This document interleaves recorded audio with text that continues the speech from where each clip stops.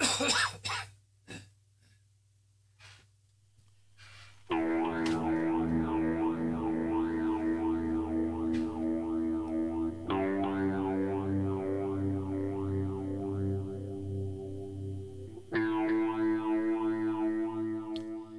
Don here. Okay, back with another live stream, and we got the IBM server open and ready to go back to work on. Let me check my audio over there on the laptop preview. Okay, I hear that. Okay, so this morning for me, I got up about 11 today, a little earlier than yesterday. I got up at 2 in the afternoon yesterday, but anyway, I went to bed at 3 both nights too, but I woke up and I was ready to get up. So anyway, as soon as I got dressed and ate breakfast, it was about 2 o'clock in the afternoon. I went outside, and it was only about 93.5 or something degrees at that time. And actually, the last couple of times I was outside, it was only 91. And you can feel the difference after a few minutes. But anyway, I got out there and I looked at all my computer parts. I looked in, I kind of checked the machines I'd already checked in the garage. Went in the van and looked in the back of the van because I have some even older ones back there in the van, supposedly temporarily in there. And none of them even had fans. If they used a fan on the CPU, it was the case fan with a heat pipe. I'd call it a heat pipe or a wind tunnel. Really, it's a wind tunnel. I mean, of course, not the testing kind, but it's a shroud that goes over the CPU cooler and the CPU cooler, fins, and up to the back of the case fan in the back. And these are kind of the opposite. They have a fan directly on the CPU and a fan in the power supply, but going backwards. But no fan in the case. That's the way they came. This one and the other one down there behind me in the floor. And they work. This one's worked fine for several years like that. I thought, well, if it worked okay that way from the factory, and it looked like it was all factory, hadn't really been altered, the IBM here, I figured, well, it'd probably be fine. Since it's all I'm using it for is a server, I won't be, editing videos or anything like that on it, or even watching videos would really make them work really hard right there. But, so anyway, I dug through everything. Oh, and I got up, I don't know if I said that, I got up in my shelves up in the top of the garage, and I've shown kind of a glancing blow of them a few times when I was out in the garage. I got plenty of boxes of parts out there, and most of them are good. There's a few, like I think I have 3 motherboards that are bad, and I get parts off of them sometimes. And that's exactly what I came up with. A heat sink. Let me get over here now. Let me get over here on, well, let's just do Cam 2 and desktop. Cam 2 and endoscope, and let me check.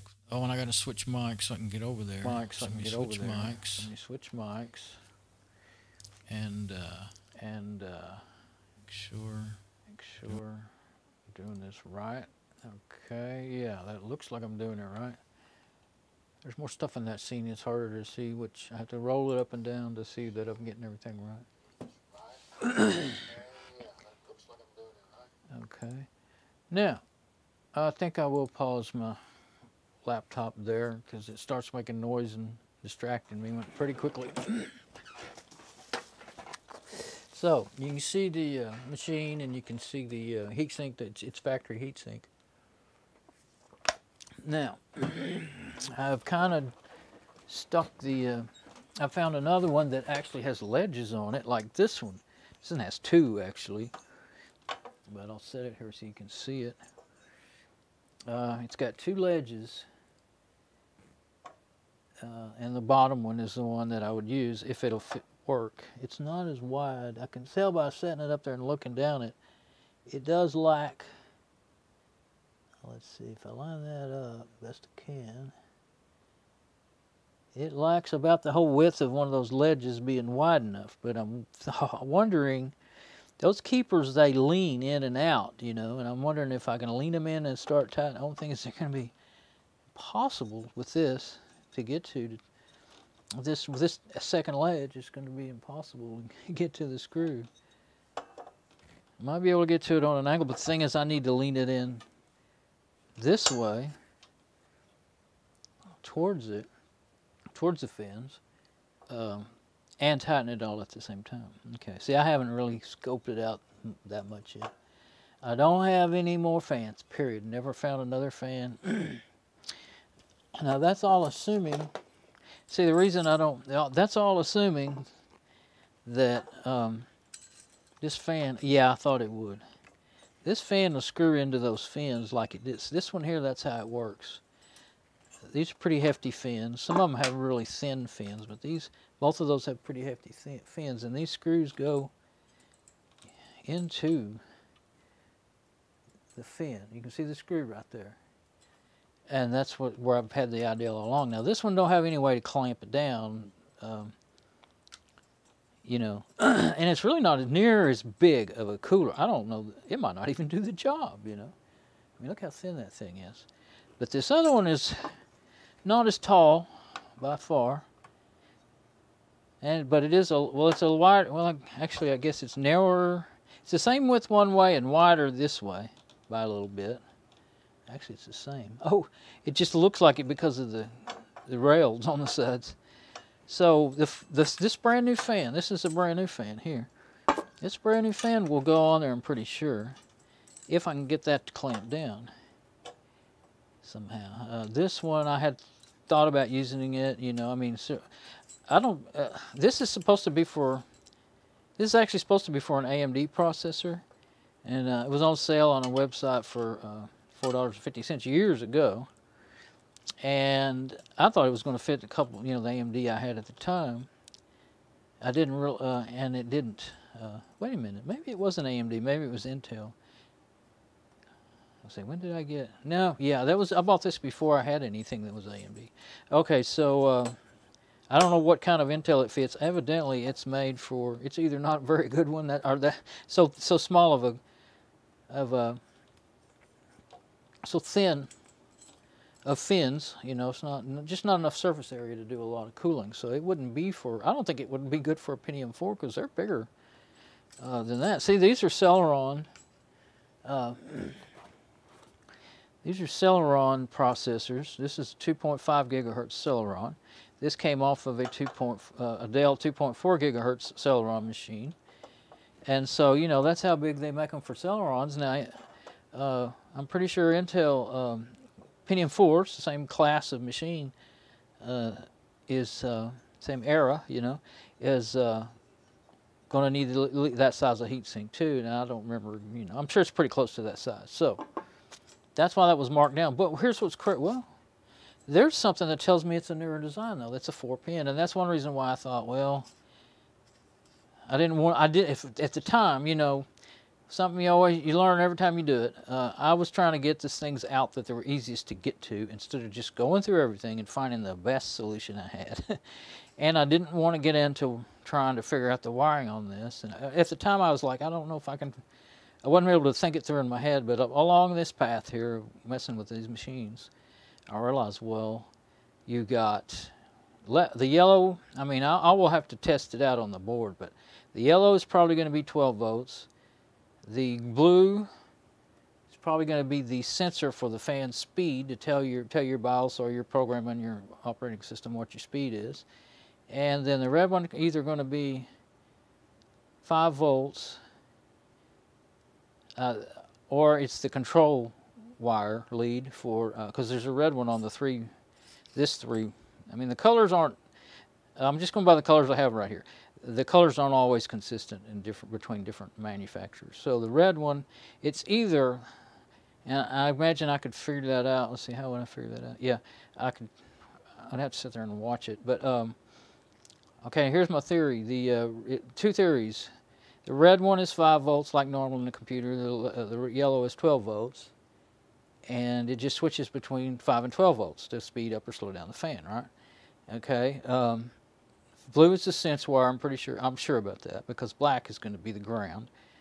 And this thing is actually made, it looks like you could actually plug it in on a 3-pin just fine. If you didn't have stuff in the way. So you don't really need an adapter if you don't have stuff in the way. I got a capacitor that might not let me do it on there. Well, I think maybe I could. Let's turn this over here. Maybe I can get it at what I'm doing. Where am I? Right there. Okay. And the reason I said, okay, yeah, see, it'll go on there just fine. And the little dummy pins tell you where to put it. Yeah, that leaves off the yellow one though, okay? So that doesn't seem to me that would work, unless I'm wrong about the color codes. So I would have to, it could be that the yellow one is the sense wire on this fan, you know. And it could be completely wrong from what the color codes would tell you is normal in a computer, but I've noticed one of the parts that really just doesn't go by the color codes is fans. But I don't want to, and I don't want to just plug it in and see if it works, because you could blow out, you could blow out your motherboard, shorten things out, and that would just be a ridiculous thing to do, just trying to figure out if a fan works. So I didn't really need to do that. I was moving that around because I thought it needed. Okay, so I got the best shot I can get with the setup I got. So, but it won't plug in at all, I don't think, on where it belongs over here, because of a capacitor, another capacitor that's in the way. But I could, if I'm not going to be using these fans anymore, I hate doing that, but I could cut the wires off somewhere, about so long, and then just splice them and solder them, or I might have, I don't think I have any. There are some, well, they'd be for a lot bigger wires, but I had some little crimp connectors that you don't really crimp. You just open it up. It looks like a female to female, but really you open it up and you clamp it down on two wires and it puts them together, Or you could do a female to female. I just don't really want to cut the original wires. I'll just strip them back. What I'd usually do on something like that is strip them back, say around in here, solder them together, and then, of course, then when you tape them up, especially a computer's warm enough to make the tape let go. So I've never had any heat. I've had one or two pieces of heat shrink that just happened my way, but I've never bought it. In the last 10 years, I've kind of kept thinking, to get me some heat shrink, but it's not cheap, and so I never have bought any. So, and I'm cheap. Well, usually I didn't have the money, but okay. On the other hand side of that, well, I've got two other CPU coolers that I could choose from. One's the brand new one that came with the 8300, but this fan is the one that I think I would want to use. I mean, I already looked at them. I guess I should get them out. Let's get them out right now, because I could be forgetting what my options are very easily. So I'll get them out, because I brought that box back in that had all those parts. The very first box. I mean, I was kind of going in the right direction, because the first box I got had my best options. I knew it had my new stuff and everything. So, our newest stuff, new and newest. But this one, oh yeah, it's not real thick. Oh, I don't have that on anymore. It's not real thick, but it's big in diameter. But there's absolutely no way to clamp it down. It's the kind where you hook it on hooks and flip the deal. This one was, it looks so new. It does look, that's brand new. Where did I get that? It's never been used. It's got that new heat paste on it. That got me confused, because I don't remember buying anything like that. The one, it's in the box, where the one that's in Mom's 8300 I'm using. Maybe it just looks like it hasn't been used. Usually when I take them off, I go ahead and just clean them. Oh, I see. It's, I guess I just didn't completely clean it. I think this is the one, it has the brand Cooler Master on it. So I was thinking it didn't come out. I was thinking the E-Machines is the one I'm trying to say that I thought it was the original fan for the E-machines, but it looks more like an aftermarket. Oh, there's some numbers on it. Yeah, I would say, yeah, I guess that's what it is. It's got numbers that makes you think it went through a, you know, a manufacturer and got those stickers stuck on it. Because when you just buy a fan, it doesn't usually have all those serial numbers and stuff on it. Okay, so that one, although it has a good enough fan, I didn't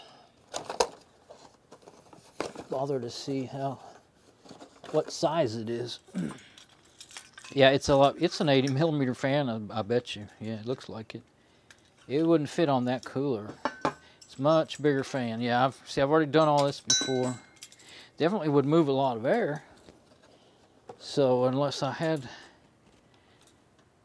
yeah, it looks like I would have room to mount it. But those hooks, I suppose you could find something to, if you could find something to put under those screws that you screw down, maybe you could use those hooks. Something could be an option. And of course, I originally thought, well, I thought the 4-pin was a, well, I didn't really want to mess up the wires on those nice fans, is one of the things. But then I got to thinking, well, I can just splice into them. I don't need to cut them off or anything. I just need to, you know, add a Y off of it. Now there's a processor for the one of the machines. I guess it's, oh, that's the E-machines processor. That's what it is. I stuck it in there. Now this one is another smaller fan. Yeah, this is the brand new cooler that came with the, and it hasn't been used. Came with the 8300 processor, but the one I have is bigger fan, bigger cooler, bigger everything. So I used it. This is brand new, and it's around the same size as that cooler. Actually, that's a tall cooler. It's got a lot more fins to it, and it's got heat pipes in it. That is the thing I really wanted to keep using, because I think it's the best one of all these fins, really. We're getting a fan to mount on it. Did I? Oh. I think this fan would fit it. Yeah. But if I was going to use one, I'd use this one then.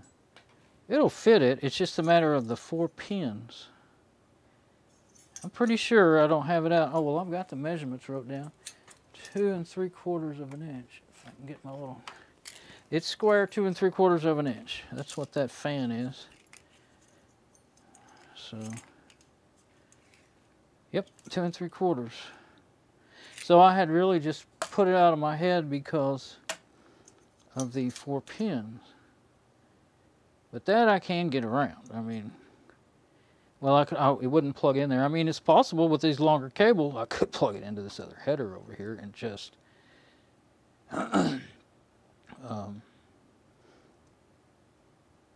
if I figure it out, you know, sometimes you can I could maybe put it on backwards or something. Of course, then somebody else might say, oh, that's on there backwards, and flip it back around. Or I could forget. So, but I didn't want to rob this brand new. I also wasn't wanting to put this brand new fan. They're about the same thickness, I think, yeah. I wasn't really wanting to put the brand new fan for the 8300 on here. This cooler, I actually got to thinking, whoops, more stuff. I laid these things down. See, that's got its factory CPU paste on it. So I thought about laying another one on top of this one and strapping it down somehow, you know. But then this is solid up here, so it wouldn't be getting any air through it, so I don't think that's good. So really, I think that other brand new one that has the fins that are really not that good anyway is the best one to use the fan from. And this one actually would be capable of cooling the 8300. It's I've read on the reviews, they say don't use it. It's not good enough, and it is small, but I mean, they're not gonna ship you their brand new CPU with a fan that just flat can't do it. Now, as far as overclocking, yeah, don't think, I can imagine why you wouldn't want to overclock with that little bitty thing. But at their normal speeds, I'm sure it would work, but I had bought another one simply because I thought the CPU, what was it, on that machine, there was something went bad on it, making terrible noise. Oh, it was the fan on the graphics card. It was making serious bad noise. But it's got some sort of plate on it. What? Wait a minute. Is that what I think it is? That Dell just quit. A lightning strike killed it. And that almost looks like the top cap off of a processor. I mean, no, it's too thin. It's foil. Well, I don't know, but I'm not gonna peel it off. I started to say that should be on there, but that black junk doesn't. It's not soft. It's glue. I don't know why they would do that, but I see the numbers on it. Yeah, that's not the actual cover. I thought, is that the actual? Let me get that under the endoscope. It's not a microscope, but it is an endoscope. I'll get that under there and show you what I'm talking about.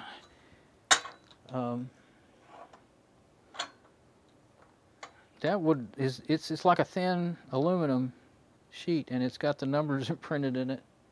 I don't know if you can really see those or not. You can see that they're there. I don't think you could. You might be able to read them. I think they might. Looks like they might be upside down.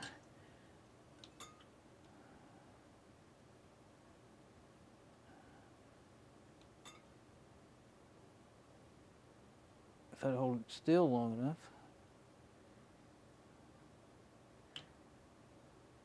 The light is reflecting, but I've got the light what's best for the overall there. I'm not going to change it. So, yeah. Let's get, like I said, as soon as I screw that thing down, I'll want it back off. Guess you can't avoid it. But really, okay, so really the thing to do is to figure out how to use, if I have to splice into this, cut a wire off of this fan or the other one with the broken blades, the other one's the same size, cut the wire off of it. I had thought about, well, what if I have I don't have any more of this size of fan, you know, that's a bad motor. These ones, the only ones I have are these three that aren't on a machine that are brand new or almost new, or either brand new, two brand new ones and one that's in good shape. So, you know, I'm not going to be, I was thinking about taking the blade and the shaft out of a fan and sticking it in that one, because the motor's good on it. It's just the blade's missing. And I also thought about breaking a blade out on the opposite side of the same, in the same parallel to it, or whatever you want to say, which definitely would hinder its cooling power, but you know, 50-50 chance, I would say, that whether it'll just vibrate more instead of getting better. So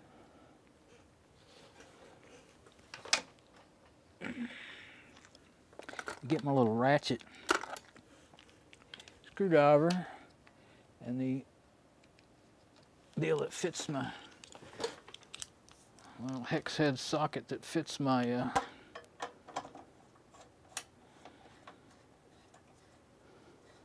this is a ratchet screwdriver, but I didn't have it on ratchet. My hands don't like to do that anymore. One of these is a lot harder to turn. I thought it was the other one, but right now this one's hard to turn. Sometimes a screwdriver is easier to use like a normal screwdriver. This one will do it all. A little ratchet or lock in place. And you, of course, can change the deals out to whatever kind of tip you need. got it's a Stanley. I got that as a gift one year for Christmas or a birthday. Had it for years now, and it's really one of my. It's my favorite tool for in the house. Favorite screwdriver for in the house. I can see right now that if I leave those things there, they're going to end up. They're going to end up off in the, perhaps in the trash can that's below there. Okay, so now that should come up now. Get that on off the way. I like that those go just flat out of the way. I'll tell you what, that CPU. Oh shoot, that's not supposed to happen. Can you believe that? That sucks. It pulled the processor out of there. That CPU paste grabbed so good, and it's still locked down too. Ooh. They're so small I can't see. Let's get in a bigger screen. Dang it. I mean, it could have pulled a pin out of there. I don't think it did. So I should just be, I never had one do that. Should be able to just put it back. And see the little corner that's missing two pins? That's where the marker is, and there's a little gold thing on the end. If you didn't try, it's a triangle. You can't see that very good, but that gold triangle matches up to the place with the gold triangle and two pins on the other side. There's there's white plastic there that I've never seen, and that's not sticky tape or anything. That's I think it's for. Well, it just broke off. Oh, it's just a sticker. It was just a sticker to say what the processor was, I think. Yep.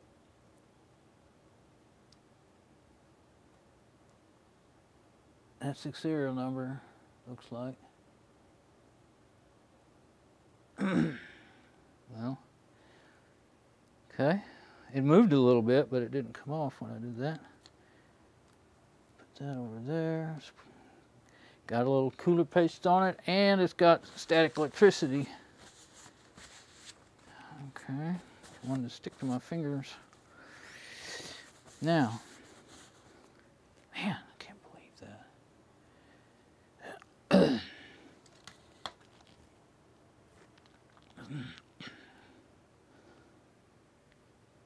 There's something, I could see something on the end of that camera lens.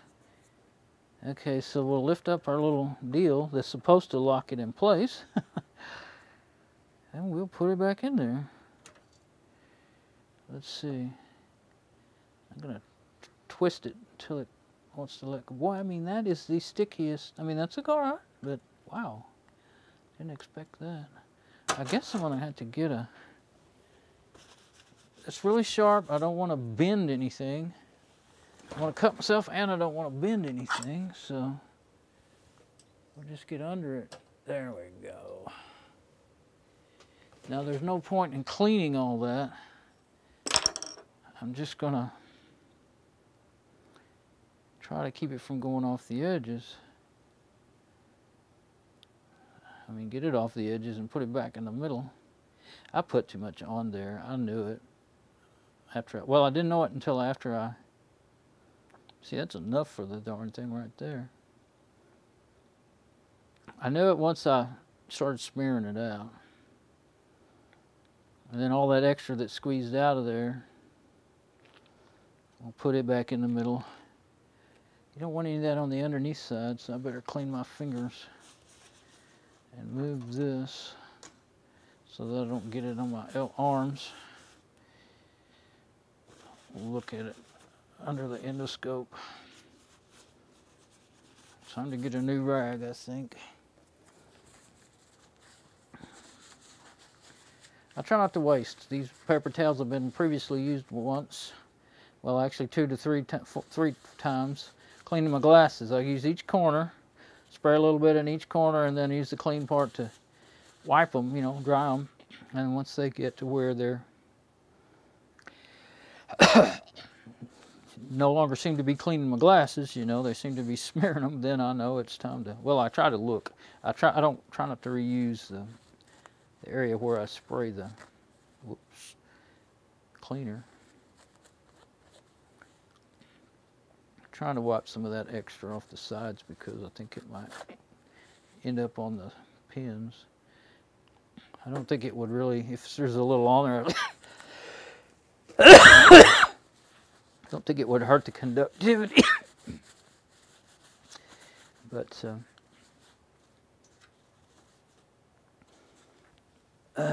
okay, so where's our little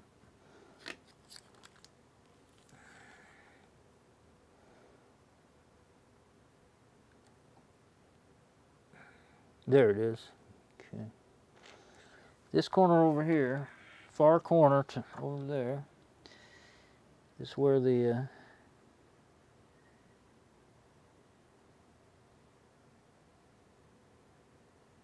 I'm looking at the pins again under my magnifying glass.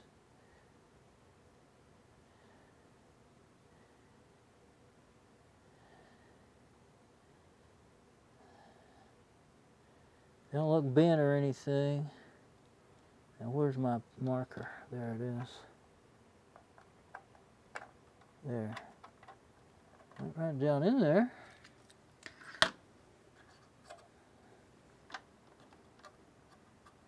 But I can't believe it's not a real. I've seen a lot heftier. You know, well, that one didn't slide. Maybe it's not supposed to. Well, I thought that's how they locked them in. They slid a little bit.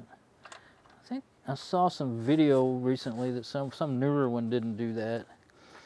But anyway, you know, heftier socket material with a metal arm that locks them down. Than that, that's usually what I've seen that. I've seen both, but anyway.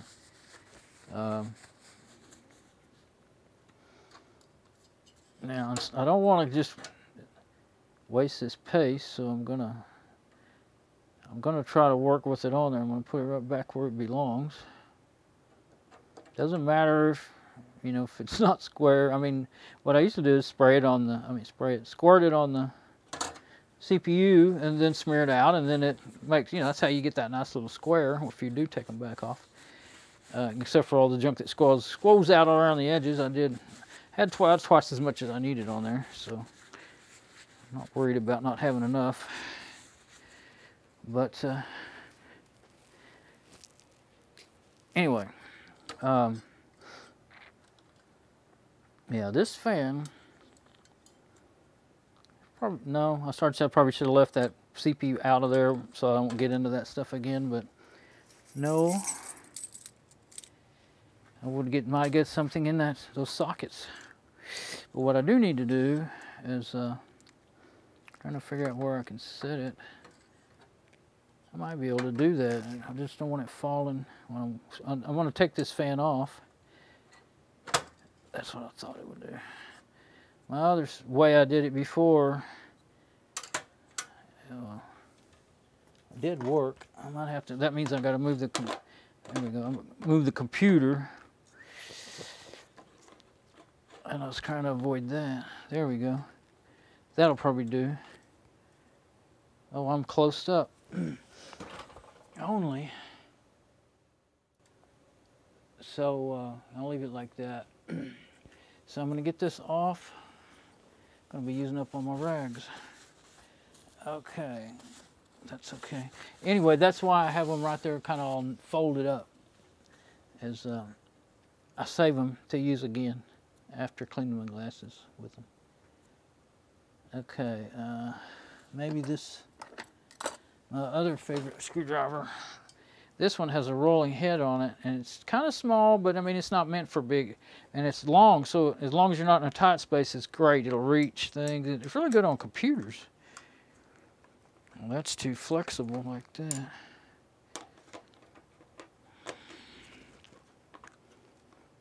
Still too flexible.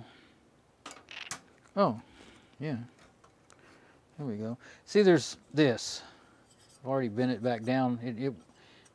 I'll leave it until I get done, but this, this little piece of metal here, it's a I think it's a deflector to make sure air goes across those caps.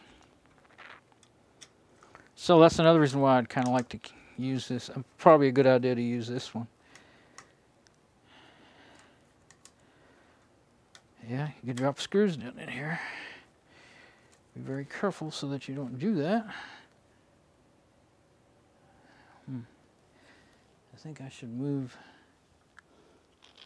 some of this stuff. Can't decide how to do things, can I? Okay.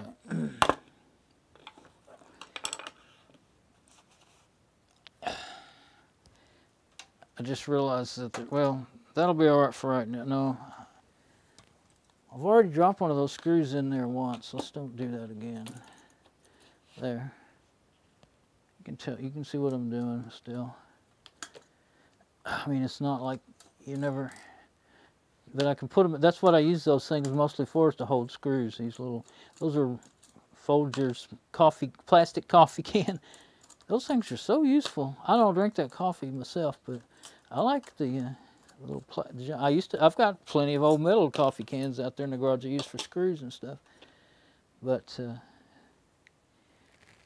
anyway, I really like them for temporary screw holders, and I use them for coasters for my big old water cup and everything. But this, see, is 3-wire, and it's red, black, and white. And so red normally, like, and coming out of the power supply, all those red ones are 5 volts. The yellow ones are 12 volts. But this says on it it's a 12-volt fan, so I figured it runs at 12 volts.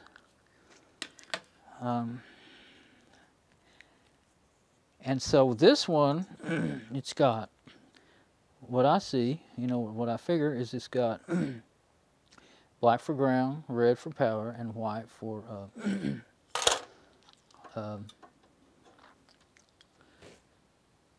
speed control, because they do speed control. All these fans here. I know that. Okay, so let's say we lined them up, and that may not be the right. Yeah, it looks like it could be. So if we line them up with the goof-proof pins on each same sides and everything, which you know that should be okay. Now that lines up black, red, and then you go to blue, and then you go to yellow. So that's where that's where I think that that's probably not going to work. Well, unless the blue is the speed control and the yellow is speed readout. If that's the case, then that would be okay. It would just be left off. But like I said, you can't plug it into this one though. This one wouldn't work because it doesn't, as it is, because it doesn't. It won't work because of that capacitor. Just flat will not go on there. I could probably plug it on this other pin maybe. I just tried it, didn't I? Yeah, it'll fit on the other pin, but it won't reach. Will it? Oh, it will reach if I turn it that way. Okay, so I could probably just put it in the case fan plug.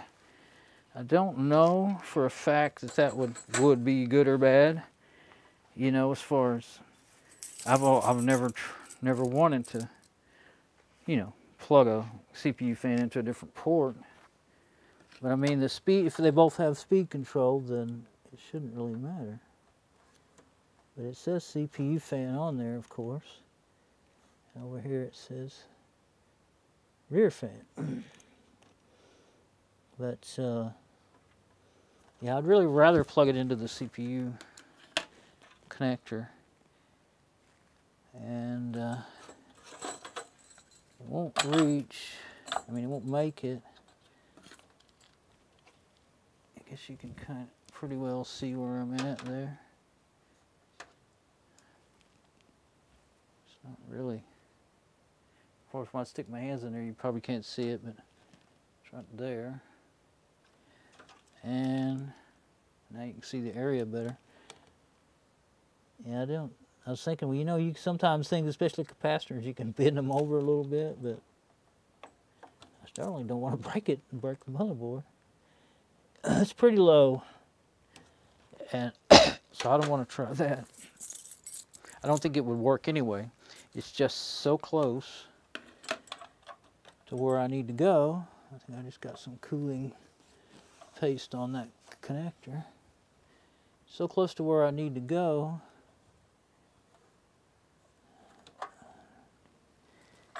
That's there's always something in my way.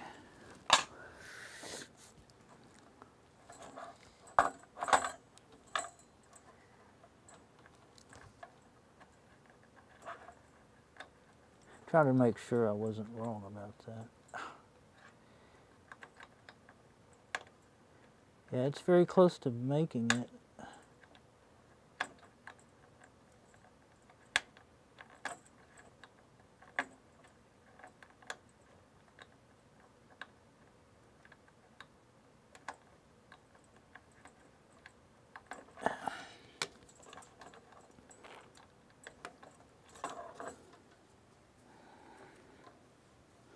I think my little camera is right where I need my arm.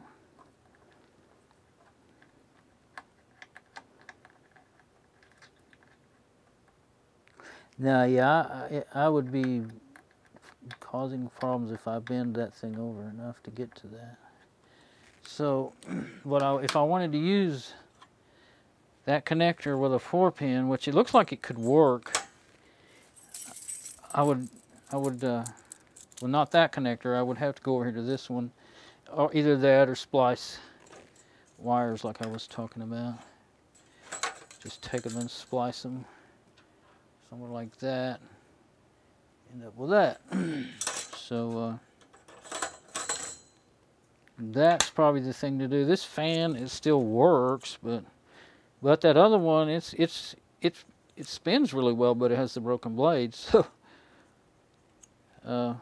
it might be the one to cut the cable off, but well, it's got the better motor, I think. I'm not sure. But this one makes all that noise, and if I took it apart, maybe I could make it quit making noise. But the more I think about getting a new fan to fit on here, the more I like that idea. Oh no, I bent that on down even further without knowing it. But I think it fits. Let's see. No, this one won't fit. This one has that rounded extra area to it. It won't fit. I just got into the CPU cooler again. Can't seem to get it to. See there. If I could get it where you can see it. How come I can't get it where you can see it? Lost my. There. It hits before the screws line up. I guess I figured that out the first time. Okay, so this one's not a candidate for that cooler. Oh, and this other cooler, I'm not so sure that it would. I didn't try that yet. Let's see.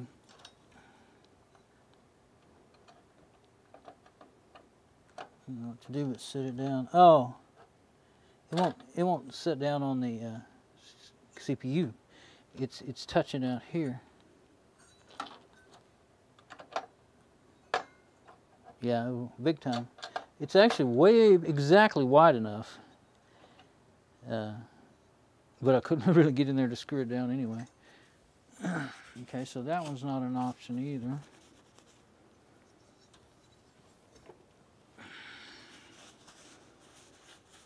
This one's not because of the way the fan's shaped. I probably figured that out the first time too. So it goes back to, I forgot what this one was like, this other. Oh, well, let's get it out and look at it. I mean, I don't know why I'm being picky about which one. Oh, this is the one with the big fan, the one that came off the AS Rock. Okay. So if I were to try to use it,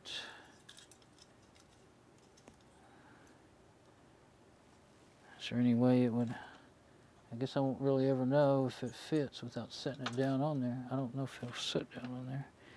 I don't really see any way, if I were to, you know, set it down on there and everything, I might even clear those caps. But this is the crunch, you know, I don't see how I would get this to grab onto those. I think those come all the way out. Oh, they do come all the way out, and it just might hook onto those hooks. So if it's set down on there, it's not near as thick as the original though. Not even about half as thick. Look at that. I don't think that'd work. I don't think it's good enough. I mean, look at that. That's 3 times as much thickness of aluminum there. I don't think it'd be good enough. So, yeah, I wasn't wanting to get away from that. And this is that fan that's too big for it.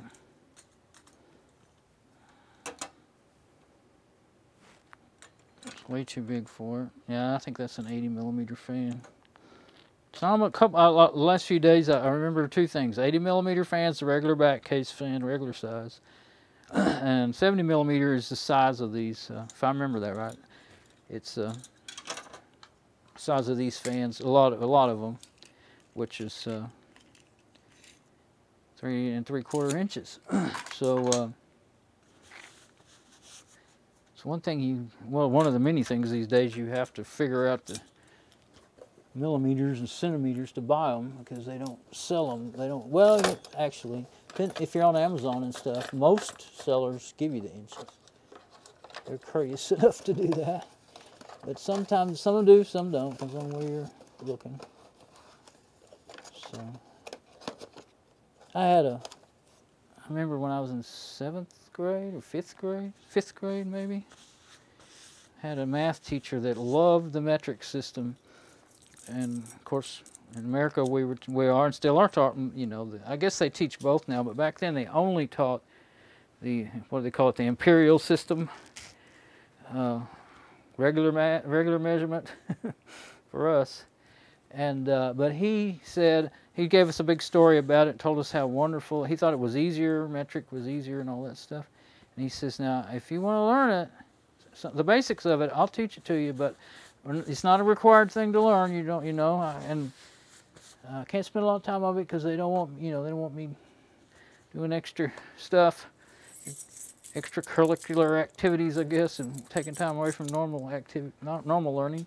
But so everybody says, yeah, we want to learn that, and so he taught us the basics. And for a while there, I remembered the basics, and thought it was easier. You know, it was divisible. Everything was in 5s and 10s, you know. He taught us it was divisible. I don't remember the words he used, but divisible by 10, you know. You know, actually, I think what they call the imperial measurement system, you know, with I think it has several different divisions. Well, when you go between decimal place system and fractions, it's all, you know, you've got, like when I was a cabinet maker, I had to read a tape. And you had to learn to read, well, we didn't need to work in 30 seconds, but 16ths, we worked with 16ths, 8ths, you know, 3/8, half, 5/8, 7/8, 15/16, you know, all that stuff. Had all day long, every day, had to learn that. I had actually learned some workarounds on my tape because I never could add those fractions up in my head very well, so I would learn workarounds with my tape, like something you call burning an inch. Like, it's always, you can always get a little inaccurate when you hook it on the hook on a tape. They usually, as they get old, they get loose. So that's 13 3/8. And so if you needed to be really accurate, say inside of there, you could say, or that's a good place to use that. That says 13, and can't read it, 3/16. Now if you do it this way, I burned an inch, I'm talking about on the inside. It says 13 and now it says 13 1/4. See, I can't see good anymore. Now if I do it this way, it's going to be different. 12, no, it is. It depends on your tape, how worn it is.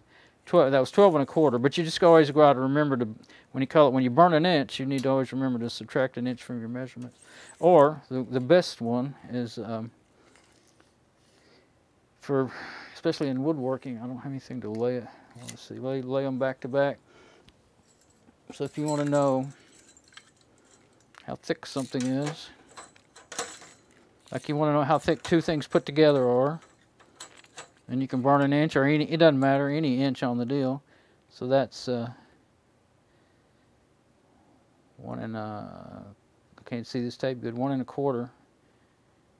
So I'm counting, you know, from the 1 to the 2, that's 1 1/4. And so maybe you need to, anyway, that can really, and the other thing, okay, one thing that really made it good is like when you have dados in making drawers. I used to cut out drawers a lot for cabinets, and you could lay them with the dados opposite each other, and then you would get the thickness. You needed to know that to do the bottoms of the drawers and stuff, and the sides and fronts and backs, depending on how where your dados were. But you could lay them back to back with the dados on the. There's no dado. Well, let's pretend that's the dados right here. Probably can't see it. There's that little thin left of metal there. Pretend that was a dado right there, and there's another one on this side. So you just measure from there to there. Why am I doing that? I don't know. Anyway, I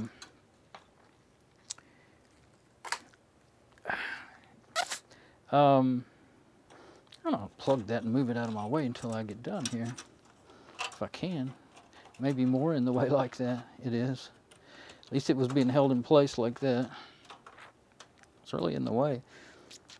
And I always leave space between hard drives if you possibly can, because it really does, a lot of heat builds up in between them if they're, like, especially if it's 2 hard drives. And this one, like, it could be up in the top, and it might have used to have been, and I moved it down. I like to leave the top space empty so that air can move through there. See, there's your fan right there.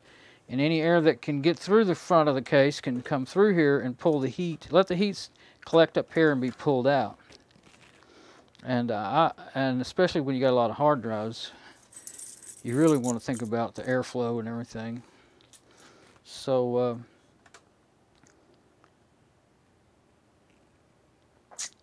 yeah, I was starting to think that one that's kind of a lot smaller would, I think if you took these off, you could use those clips. Do they come off? No, they don't. Wait, do they come off if you do that? They look to me like they should come off, or maybe they don't.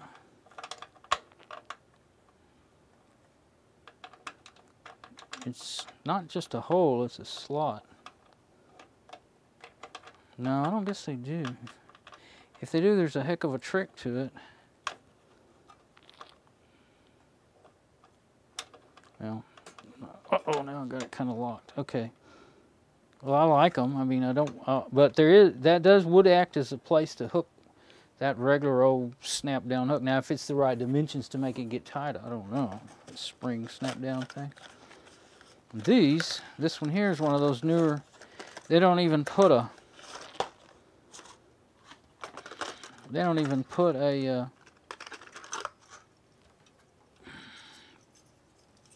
this is a brand new one. Okay, they don't even put, oh yes they do. Some of them they don't put the little handle on there. You just have to get a hold of them, and you know, it just looks like that. You use both sides, and you have to just get a hold of it and hook it down. Usually there's a way to get a hold of it down here or something. But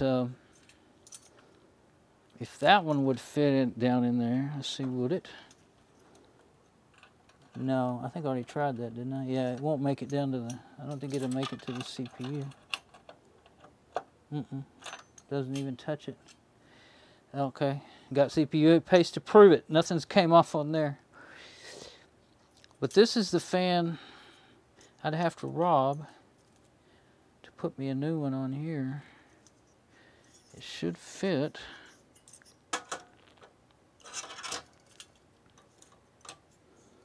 Yeah, it's the right size of fan. Okay.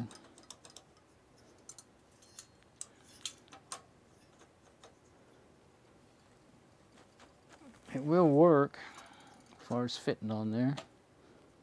And it, getting into the junk again. Okay, so I guess what I need to do is figure out the pretty sure it won't plug in down there. Same problem, it's going to hit that capacitor. Unless, of course, they could go the other way, but I don't think so. I don't think you could do it. Yeah, it's made so that you'd have to be really trying to put it on there wrong. Okay, I kind of think the way that's offset to one side and everything, that they anticipated that you might use it on a 3-pin, because that matches up with the 3-pin.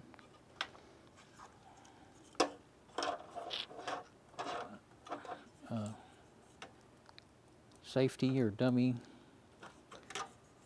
pins. See, it ratchets right up. So I think they're probably wired the same, but I definitely would want to. But since I can't get it on there because of my capacitor down there, down there where my finger is, then I can't just plug it straight on there. I could, if I was using, okay, I am planning on using this fan. I could plug it in over here though. I can try that before I go splicing wires. It'll reach. Depends on, if I mount it so that it's, yeah, there's plenty of wire there. So I'm going to try that. First I want to test it out though. I want to see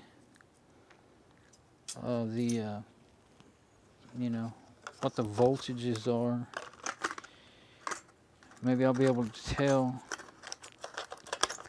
So I guess what I'll do is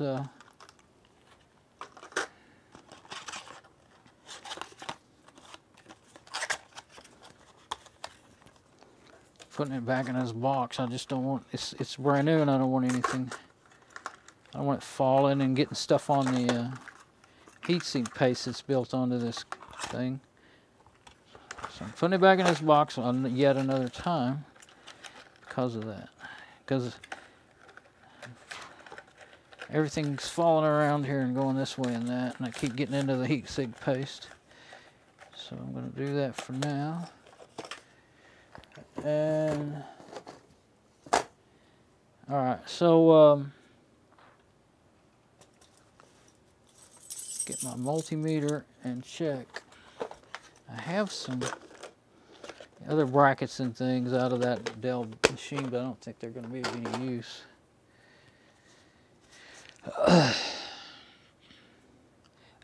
Let me check my, I think as long as I've been on these two cameras, I'm going to switch back.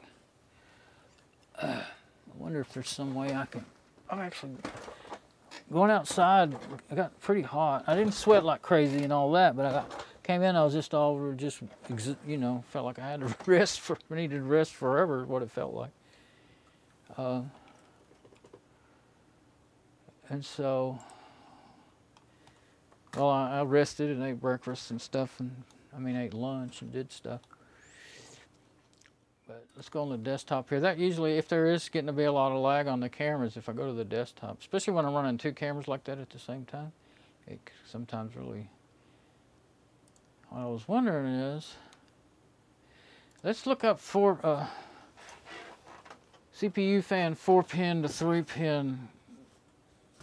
Let's look it up, yeah, before I go trying to just fiddle around testing, because I might find some good information right quick.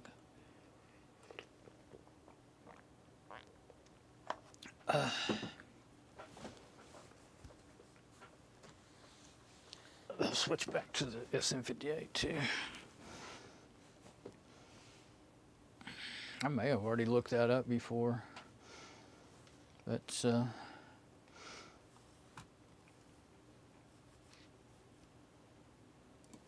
This is a new machine. I do have all my old.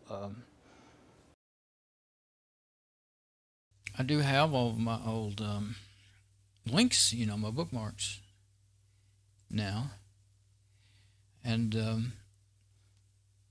have all of my old. So let's see. Yeah, I could open them up. I guess I haven't copied them to the new system, but my backup drive, of course, is plugged in now and everything. Let's just look on Google first. I looked them up on Amazon because I was making an Amazon order. I think I looked on Google too, and I know the ones on Amazon range from $8 to $15, and I just didn't. Well, the one that was 15 had a cooler with it too, but not the right one for this thing. But 3-pin. Yeah, see, that's been searched for a lot. Let's just look for that. Let's see what we get.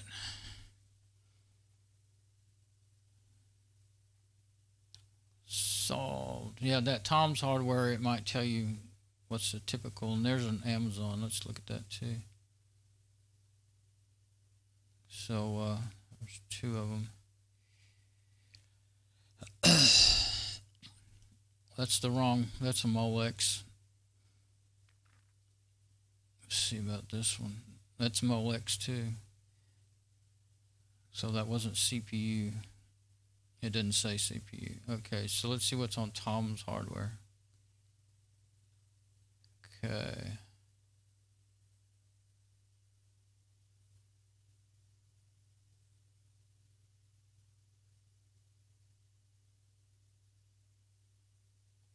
This is a lot of discussion, so I thought maybe there might be.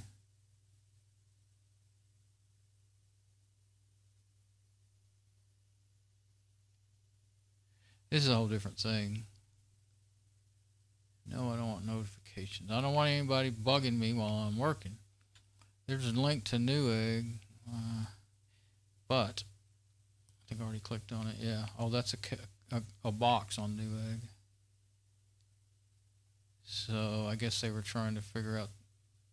It's probably a box with a power supply in it. So that wasn't of any use anyway. Let's try going in images. There we go. Now what do we got? That way we'll know right quick whether they're Molex or regular CPU connectors.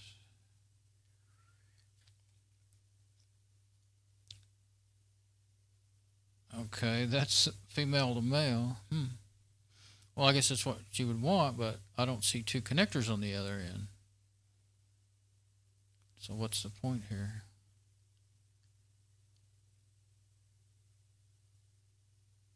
Just making it longer, I guess. Okay. That's a whole bunch of them, but that might be 1, 2, 3, 4. This looks more like an audio connector to me. I believe it is.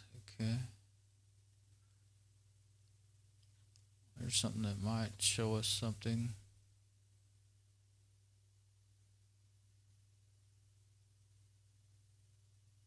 These are more of all those extra. You can get this going from a Molex to all these extra different types of things in the newer machines, which good to know that you might be able to get that, but still not what I'm looking for.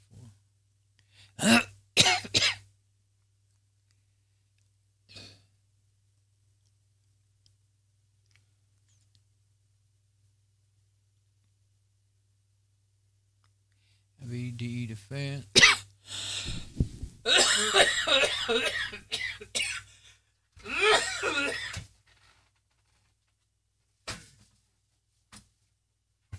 Sorry.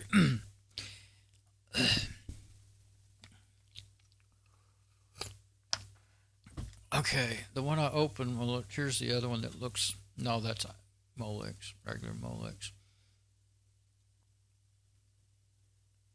That one I can't tell by looking at the pictures. Looks like it's on Amazon.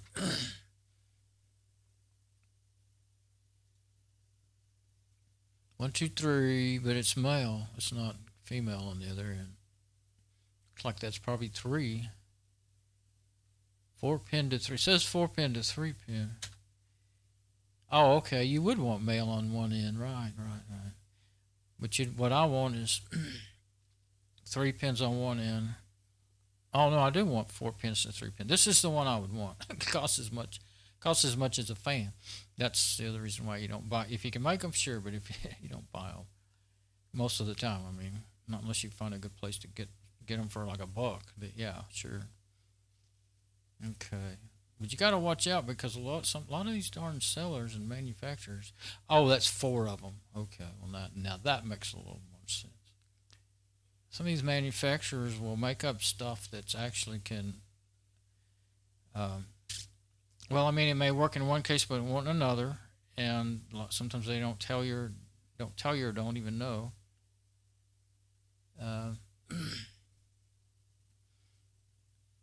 And you can plug them up and blow out. Same thing with, I bought a VGA adapter. What was it? HDMI to VGA, or no, DVI to VGA, or the other way around. And I plugged it up. And well, I plugged it in to my. I had it plugged into my. Now I don't remember which machine, but I plugged it up to. It's my old. It was a CRT monitor. So I guess it went to VGA, right? And it was a nice 17-inch at the time flat screen CRT monitor, and it just kept light up and go blank, light up and go blank, and I just thought, oh, there's a driver problem or something, and I kept trying it, and then all of a sudden I smelled smoke, and then I saw a little magic smoke escaping. And the monitor still worked for years, but I just recently, I had it out in the garage for years too, and I would use it once in a while, but sometimes you could smell the smoke. I could never find it. I could never see where, but a month or 2 ago, or 3, it was really smelling the smoke, and I went and looked over the back of it. I could see something glowing and something in there burning. I never could figure out what it was. I got to thinking it was just dust on it, and I was just crazy. But no, it damaged something in there that actually didn't destroy the monitor, but definitely damaged it bad. And so anyway, let's see. I'm going to put this in.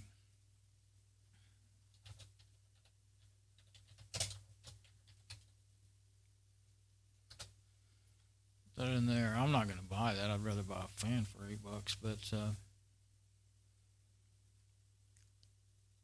I was just wondering how. Now, these are all just, no color codes or anything. I was just wondering if I could quickly see the pinout. That's what I was thinking in the description or something. Works with all PWM fans, guaranteed. Yes, even not to. Please disregard the inaccurate reviews. Huh? So some people are saying it don't work. Which one? Who's telling the truth? The person trying to make money, or the person that bought something and it don't work? I've never seen that kind of thing before from a seller. Connect 4-pin fans to standard 3-pin fan adapter header. This is what we want here. Oh, the PWM, power width modulator. What does that stand for? I thought PWM was a real common term with,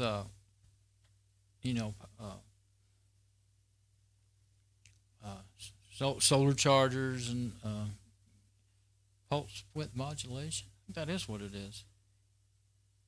So that's what I was wondering. And maybe there's more to it than just getting the right wires. It may be that there's functions in that fan that, especially if you hook the wrong ones to the wrong place. But the speed, now in this case, that would be bad for me. I want the speed control, because that's one thing that keeps this server quiet, is it only runs the fan at full speed when it's working really, really hard. Well, most of the time it's not, But whenever I would get on it and open up the web browser, you could start hearing that fan really spinning. So I want the speed control. So that tells me I may be having a bad idea here. does have good overall reviews. Where's the count? There it is. See, not too bad. But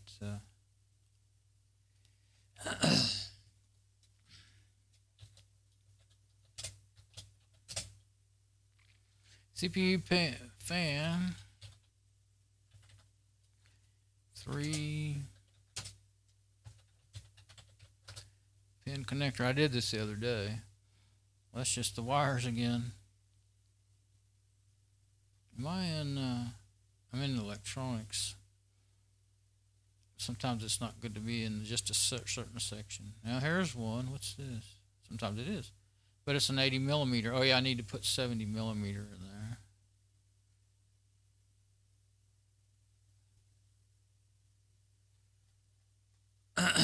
I think I have.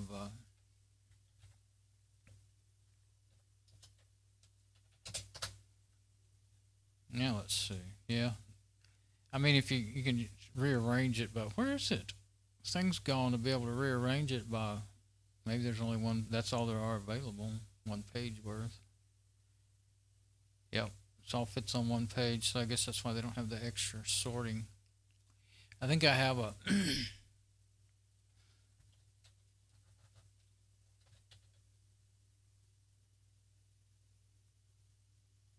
There it is, CPU fan. Have a specific searches, specific deal for it. So yeah, $8 for that one. Just a fan. $12 for the fan and cooler, but I wouldn't.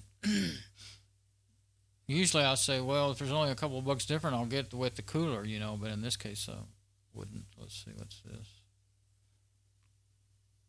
That one looks like just what I need. The last time I looked, I didn't think I ever found just what I need, so I thought maybe I would look again. Well, now, what's this? I didn't see this before. Now that's more like it. It may be loud though. With RPM monitoring. 3.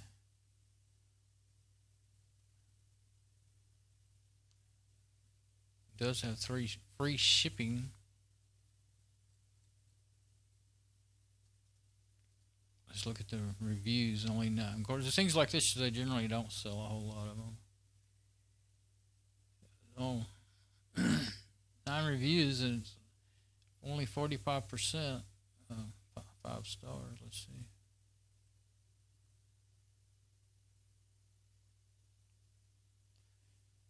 So it's quiet.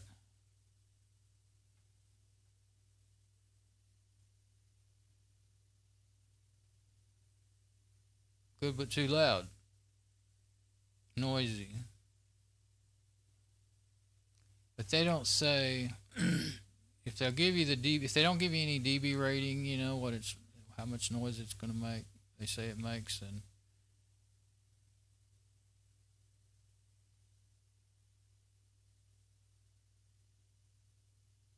yeah, they don't say the dB level, so they're loud if they don't tell you the dBs. They're not proud of the dB levels, the decibel levels. And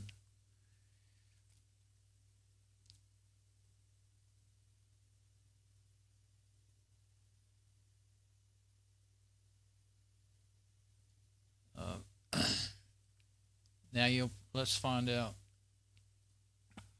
if it's pretty much the same situation with the $3 one. I haven't ran it a long time yet, but I bought those 3 little fans for Mom's video card for $287 for 3 of them. You know, of course they're a little bitty. We used to, smaller things were, the more they cost, but very often. But these days,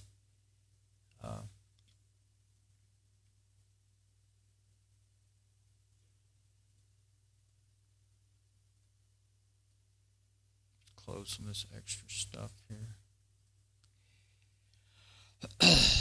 See how things are working.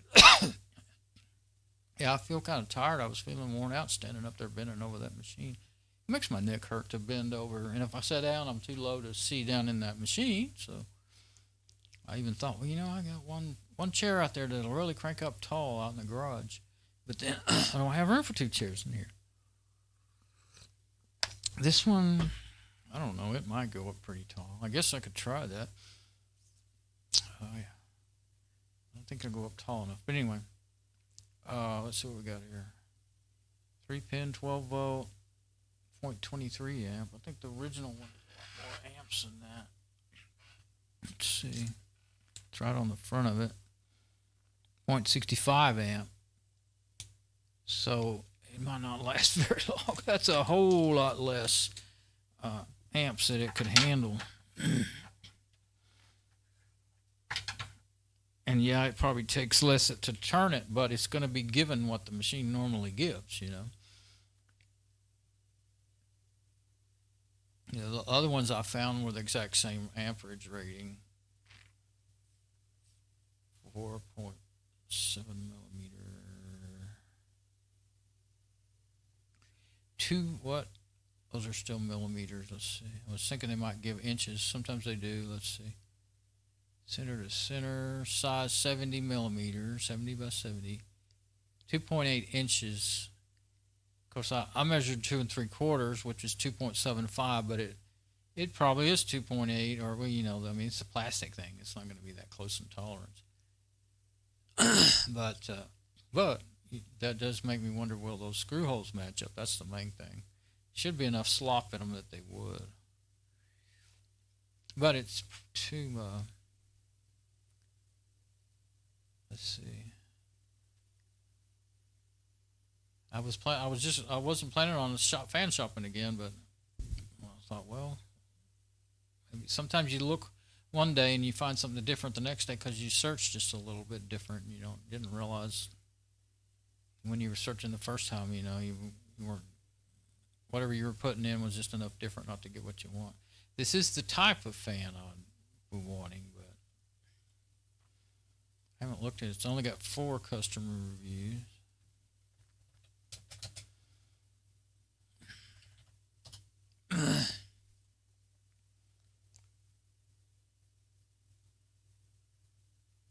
Why didn't it go down there? There we go. I don't know why. It's been acting kind of weird.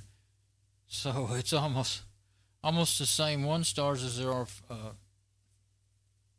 5 stars. Broke.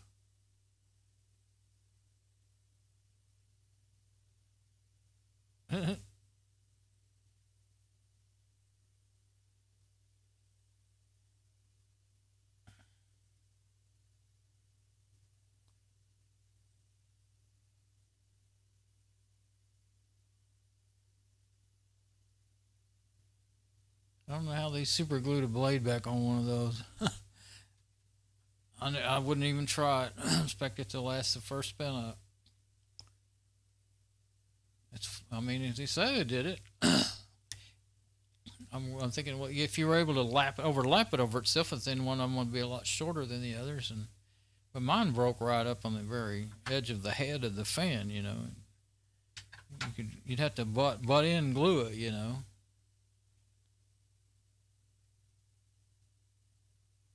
Arrived in 2 pieces. That's why they didn't like it. It arrived broke. I hate when you get stuff like that. But it's only, where's those specs? I'm going to put that in my,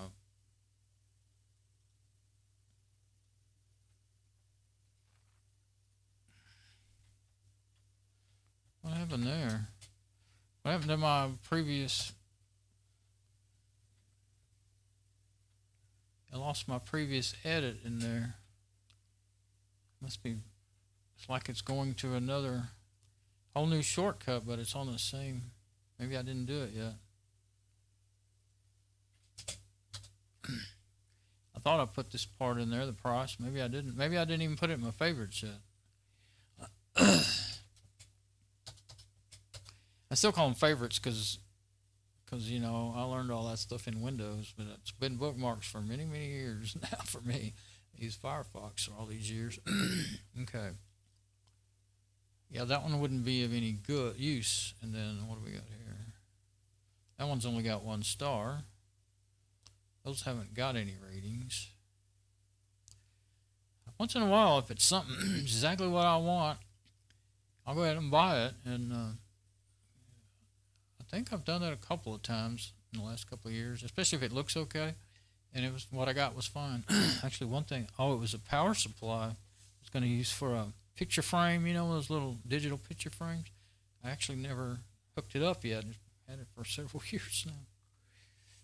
I have to kind of do some wiring and stuff, you know. Picture frame got stuck in a box, and power supply was it's in a box too. I don't imagine. I think they're in the same box.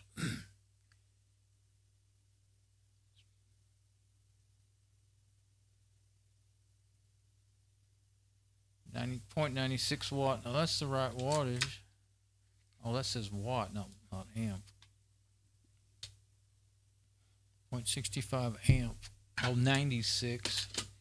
It might still be. I don't know. I don't think in watts. Because it's weird. I don't know why they always jump back and forth between that rate and things like that. Just to make it more fun, I guess. So this one has no ratings. 799. 0.8 amp. Yeah, that would be fine. Be 0.96 watt. Mine doesn't even have watts written on it, but 0.65 amp. So you wouldn't have to worry about burning it up. And I don't think it's enough difference that it wouldn't. Looks like it might be thinner. I don't know. It might not be than this one. I mean, it should be fine, though, from the looks of it. Suppose it would tell you.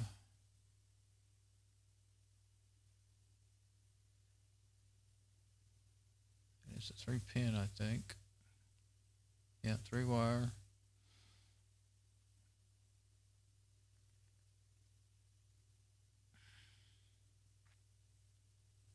There's a little comparison of. That's a 2-wire, though. The comparisons aren't always that close.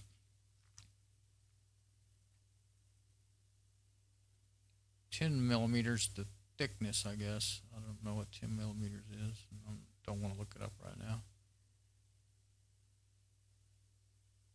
They're giving you 25 dBA is about average. It's not too bad. 35s, you can hear them pretty good. That wouldn't be too bad. It'd be nice if it was quieter than that. But it says 3-wire, and then it says 5.25 inch.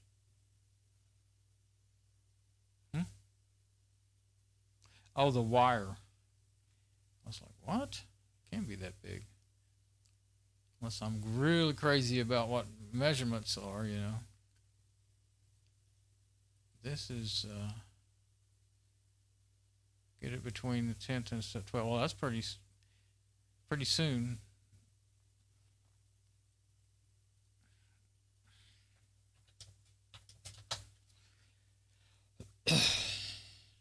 I mean, I'd go ahead and get the one that has reviews probably if I was going to buy one. But since I saw them, I thought I'd look at them.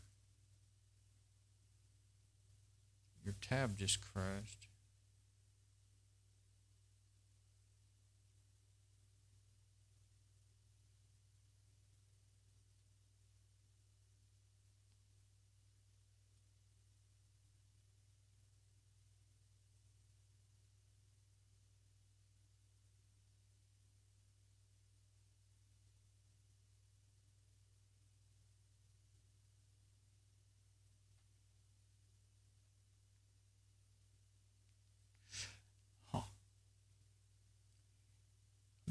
Since that did that, let's do a V2Zilla scan on it.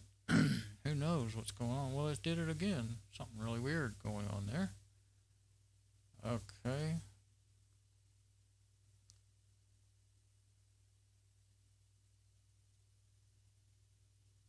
I don't know. Well, I clicked on the report. Sometimes you just need to reload the search results, but sometimes it changes it too. And where's the one? I guess it was the very first one that looked like. See, it looks just like that other one. Star Tech. I think it might be the same. No, it's got a different brand name on it. Well, actually, it doesn't have a PSC. Yeah, looked just like it, but So it's probably the same real actual manufacturer as this one here. Well, everything's going wonky. Okay, so let's reload this. Is Firefox going crazy? Now it's okay. So that one that wouldn't come up is probably okay now. This one. Yeah, it's okay now.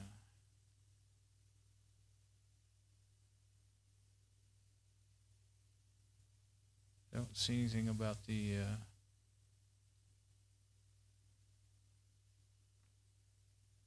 0.4 amp. So I'm not going to get one that's smaller. I may even delete that one that's $2 and something, because then later I might look at it and say, yeah, I'll get that. That's cheap.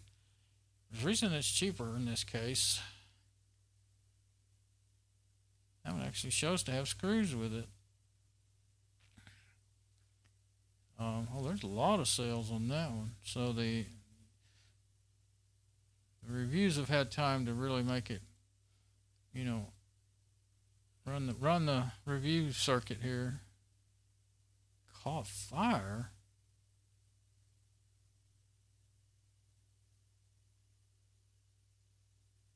There's so much electrical parts doing this these days. It's just criminal.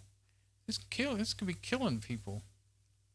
Burning their houses down, their apartments. I mean, what if you're in an apartment, it burns your apartment and everybody else is next to you? Look at that. Oh my gosh. That rules that one out. There is absolutely no way I want to take a chance on buying something that has done that, you know. Let's see, what's this? And until this, you know, there's no telling how many or how few. It doesn't matter. That's got, well, let's see. I'm going to have it in there, StarTech. It's going to be in there. That's what's one thing weird about Amazon, especially when you reload.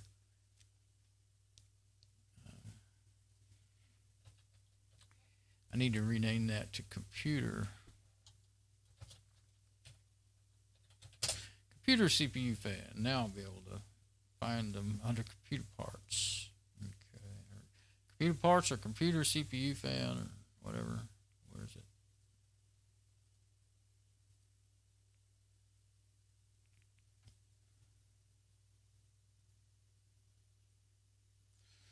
Now where's the one that I don't want? I want to make sure. Well, actually, I think I'll make a note, because I'll go back to them and see them over and over again, you know. StarTech.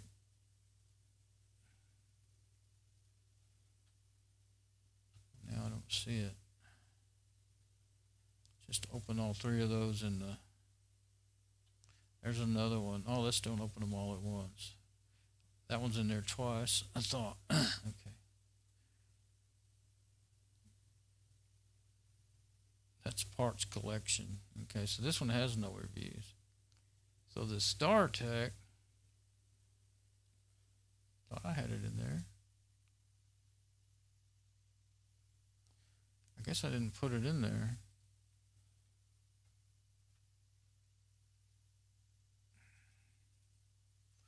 I'm going to put it in there so that I'll know to stay away from it. I've learned to do that lately, because if I just don't put it in there at all,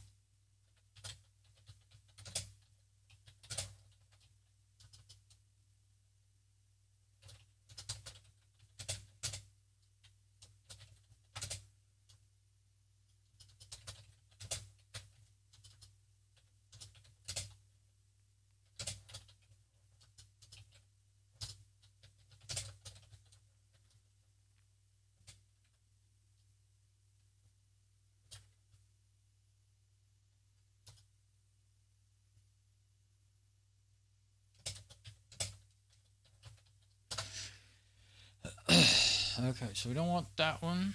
And as far as my previous searches, there's one that's 475. Oh, it's an 80 millimeter, and they say it's loud. Here's one that's 11. Let's see this one. When was that? Was that today? Ever cool. I think it went down there because it was down there when I put it in. So 630 free shipping, July 11th. not super worried about, yeah, 3-pin. Not super worried about how long, but I mean, it's already. I'm worried that see, each week it can get even hotter. So it's 95 now. Well, that's not too bad of a day. 95. It's 7:25 p.m. It's been 102 and 104, and one day it was 105 at this time. So, but I know, it might start warming up tomorrow. 34 dBA, pretty darn loud. And in this case, that's a big deal. Of course, these other fans I already have could be loud. This is what threw me off of buying one. Wait, connector, yeah, 3-pin, okay. All right, where's the, 0.26 amp. So this is actually the wrong one for my machine still. See if I can get those specs in here somewhere. Don't seem to have any more. Have them rewritten in again down here like they usually do. There they are.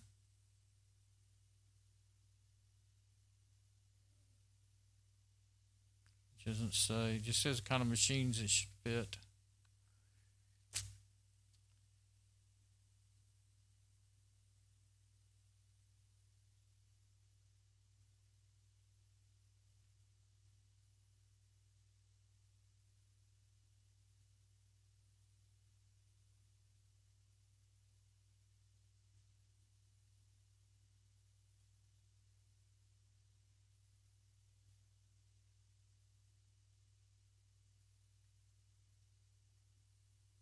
Didn't like the performance on that one. Noisy, but good for the price. Yeah, okay. So the specs are off for me, and it's loud.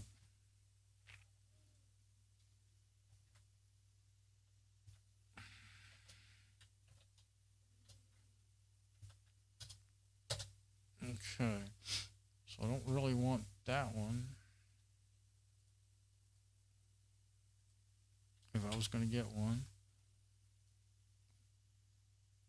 The review says loud. This is a fan with a cooler. I think it is a, well, that says that's 4-pin connector anyway.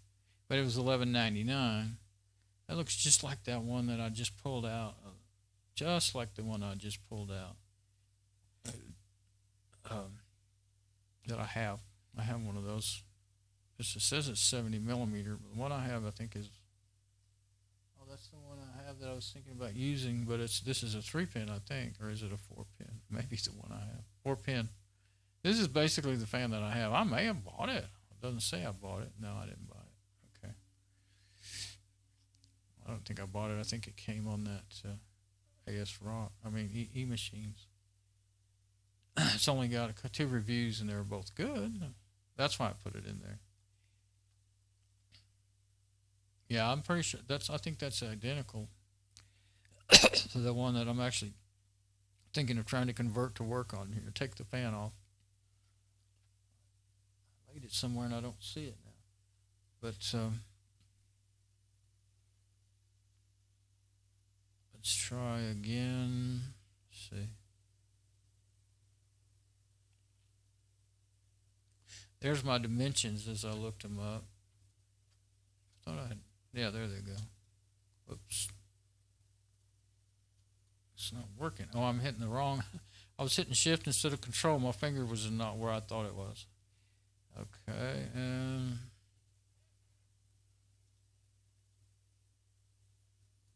so that one I'm not going to get. Okay, so 2.78 inches equals, I was measuring with my micrometer. So see, 2.75, that's what I saw on my tape, and it is actually 2.78, so that's really close. I actually did good on my looking there, but it's 70.612 millimeters.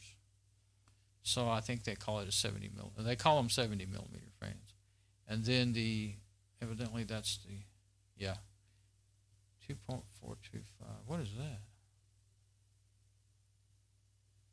Well, obviously that's not the thickness. The thickness is 0.6 of an inch, which is 15.24 millimeters. Okay, so I thought that one that was 10 millimeters thick was pretty thin. That's fine. That's not a problem actually at all. Other than the screws might be too long, the ones I have. It doesn't come with screws. 2.4, 2.78. Oh, that's probably the screws. 2.425. That is from screw to screw, center to center. I remember that now. 61.959 millimeters. Okay. See, I'd already looked all that up. Now here's that one I was looking at. Yeah, they're all. Some of the ones are the same ones. I think, is that a 3-pin? Yeah, and there's that cooler that looks like it's the same exact one I already have. These are sorted by, they're all 4 stars, but price low to high. That's actually one good way to find the best deal, because you're not going to get anything under 4 stars when you do that. And then see your price for low to high, then you get through it pretty quick. It does narrow down things a lot, but well, the search was 70 millimeter CPU fan. I didn't even put 3-pin on it or anything, so you have to pay attention to that. But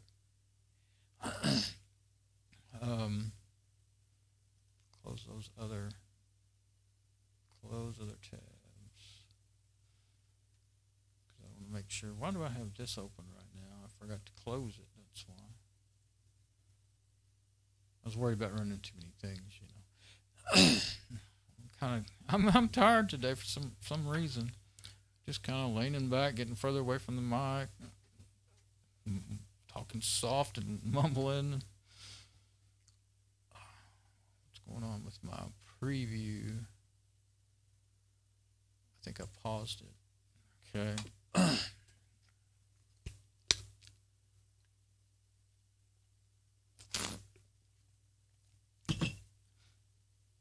I really didn't intend to start looking things up, but I thought I should.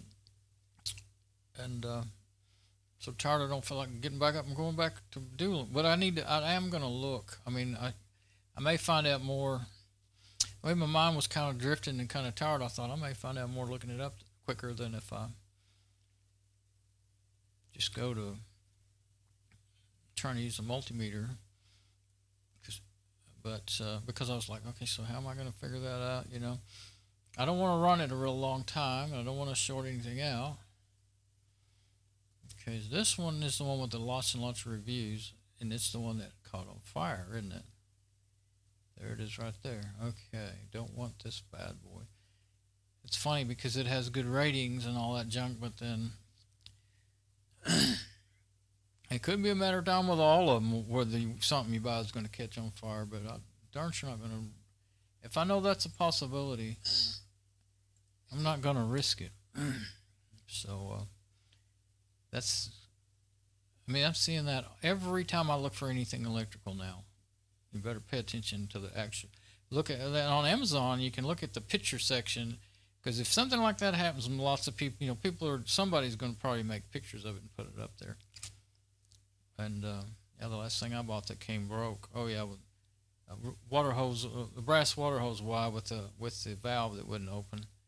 I made a video of it and tried to write a review, and they said I put something in my review that wasn't acceptable. They do it every time I write a review, and they didn't say what. And so I haven't had time to mess with that again. But I want to, something like that. I want to warn people. I'd like to go ahead and put a review up there. But I tried to upload my video, and they don't say anything about like how long it has, if there's a limitation on how long or how big the file or anything. So I just started uploading it, and then I was doing other things on the computer, and I accidentally closed that tab. It was just almost finished. I just wanted to scream. And it killed the upload. So then I went ahead and wrote the review. I thought, well, maybe it's still there. I kept hoping, and part of the file is still there or something. Anyway, I went ahead and wrote the review, and I thought I'll upload it again later, and they wouldn't accept my review. So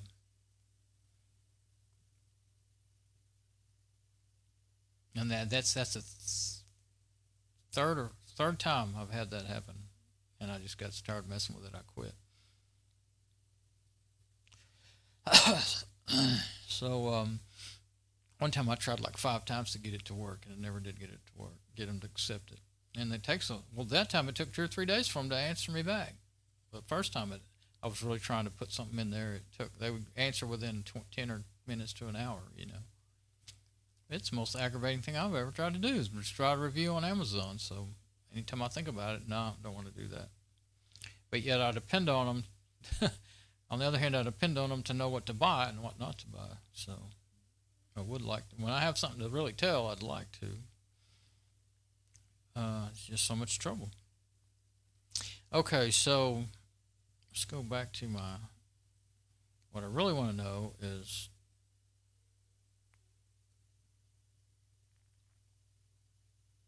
I think I'll, man, oh, now my caps lock is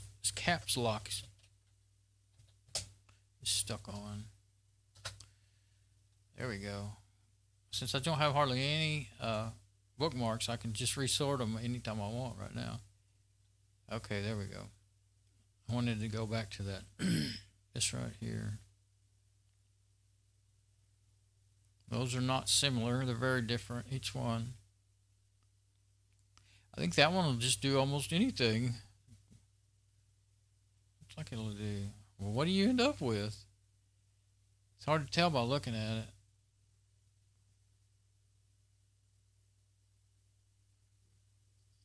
Power width modulation, PWM. I don't know. There's another one. It's $6.95 for one. So this looks like exactly what I would want. That's, yeah, 4-pin to 3-pin. But I'm not going to spend that kind of money.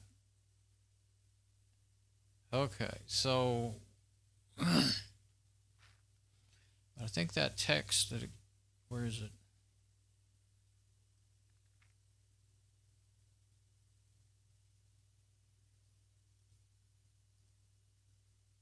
Okay, so CPU fan, 3-pin to 4-pin adapter. Let's put that, yeah, let's put it in there like that in the search. I'm going to put make. I don't need standard in there. All right, let's see.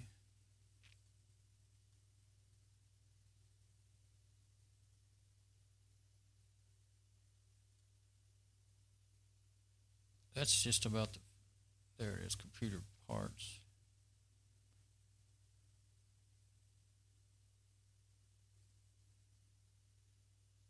That's just another one of those, $6.95. I'm gonna put it in there in case just to be able to get back to the same place again. The other one has another one with low. All I'm finding is stuff for sale. Dadgummit, stop these damn drop downs and pop-ups and stuff. Okay, let's see.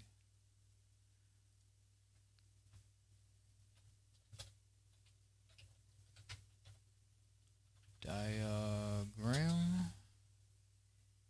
Let's see.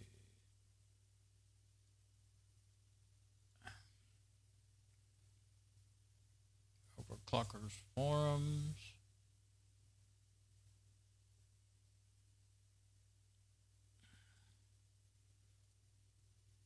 I don't know if there's pictures or diagrams to look at, that'd be great. But just grabbing it out, right this moment, I'd probably not even get what they said. Okay.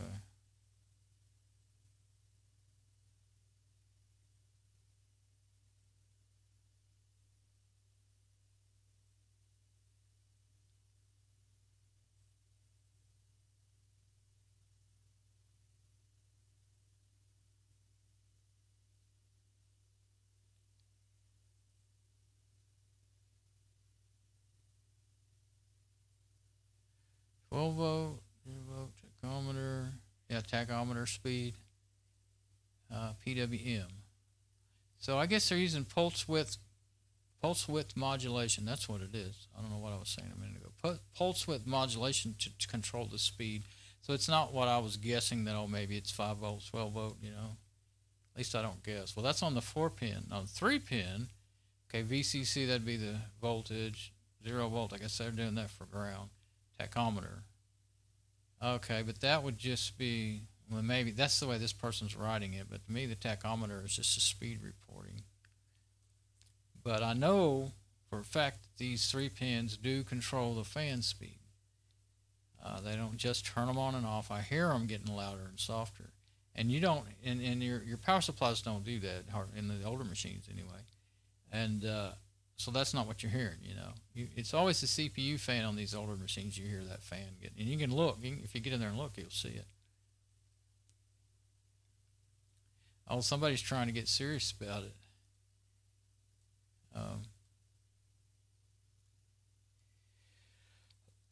They're going to make their own. They're going to use a MOSFET and really try to do it. They're just asking though. They're not. They're figuring it out. That's what they want to do.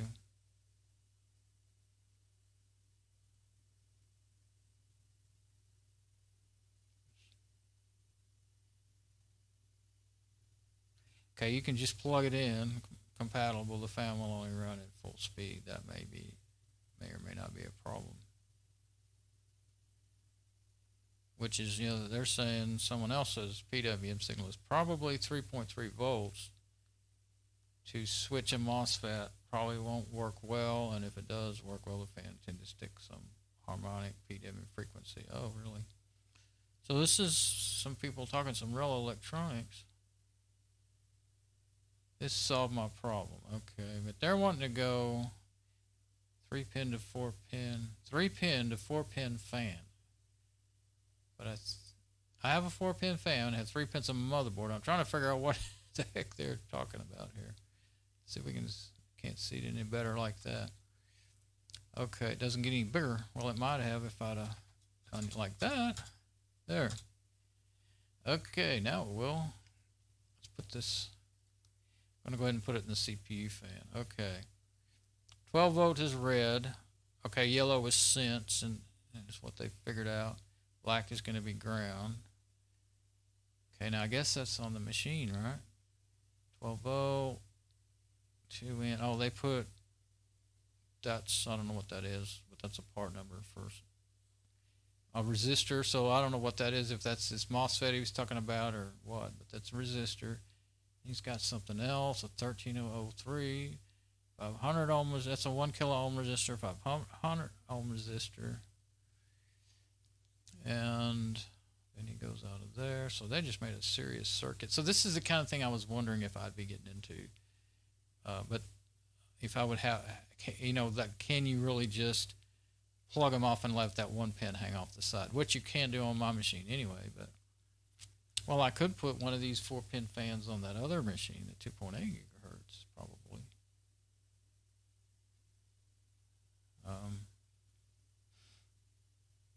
4-pin slot. Okay, but this is a 4-pin slot on his motherboard, right? That's backwards of what I'm trying to do. So what I'm trying to do probably, I think it probably will work.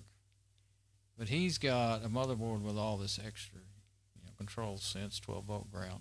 Control, sense, 12 volt ground. Okay, control, in their case is, well, it depends. He's got them in different, it's got to be in yellow. So maybe yellow is the sense on these fans. Maybe that's common. Okay. Oh, okay. 2 fast triodes, 2N29 and 1303. I don't really know. I don't know. I know just enough to get in trouble with electronics, but I don't know what triodes really are. I hear it all the time. Utilize PWM control. Diode protects the fan from voltage higher than 12 volts. And 1K. Resistor gives so-and-so milliamp ceiling and 12 volt ground to ground, just in case 2N is damaged. Oh, okay. We really did it up right.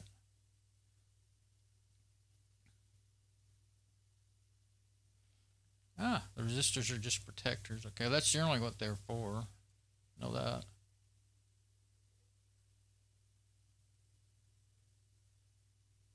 Okay, now looky here. Most 3-pin fan connectors control the fan by varying the DC voltage across the fan.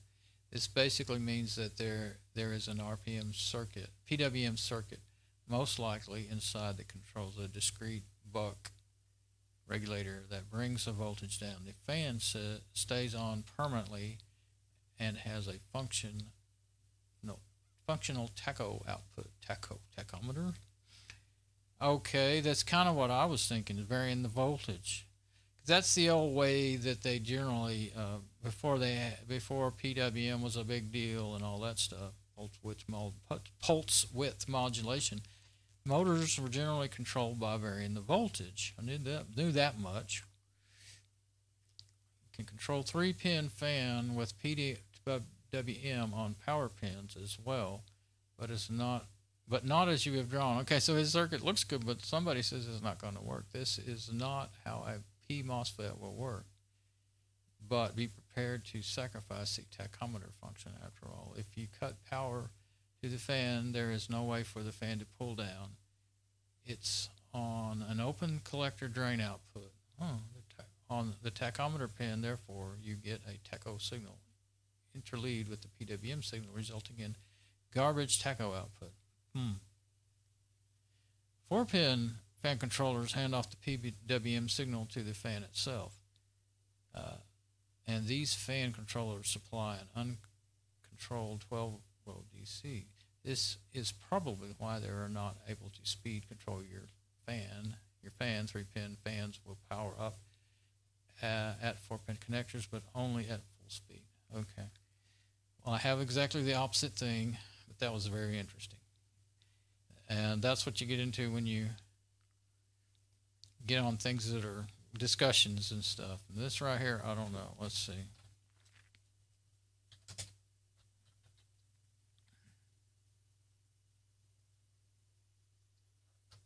Just 3 pins.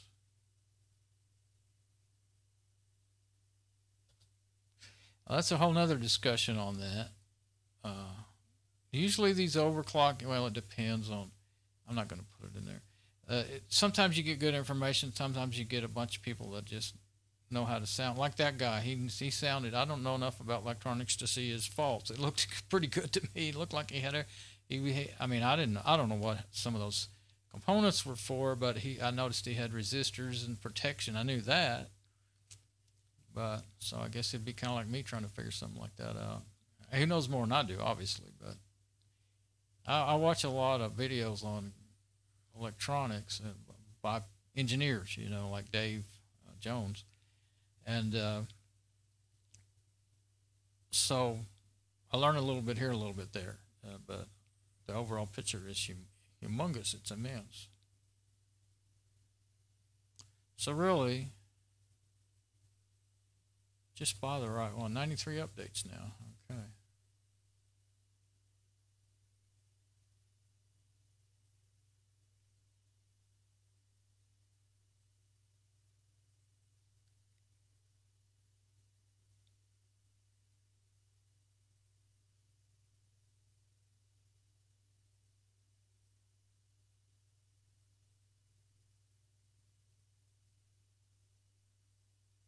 Okay, now here's one that says 3-pin fans will plug directly into the 4-pin motherboard header without any additional adapters. Oh, okay. So I guess, like I said, use those dummy pins. Either way, I guess. This is still the other way. This is backwards from what I need. But I can't plug it into, the only thing I could do, just drawn on me, I could switch to the other machine, and if my new fan will plug into it, it should run. All right. Without shorting out or anything. Let's see what these are, just in case there's something that will help me understand everything here. These are all new egg products, but that might tell me right quick. Sometimes you can look at the specs of a product. I'm scanning the links before I go to them because you never know, especially on forums and stuff.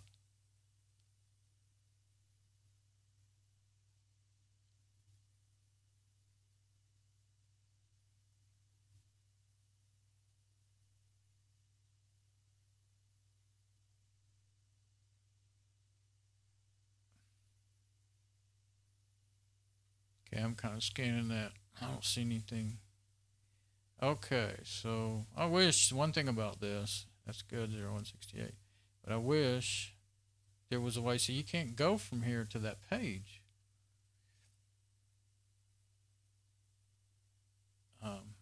Once you do your, sometimes they don't finish loading or finish. Okay. Okay, they're all good. So I can go to the links. I'll just go to them one at a time. What's another case?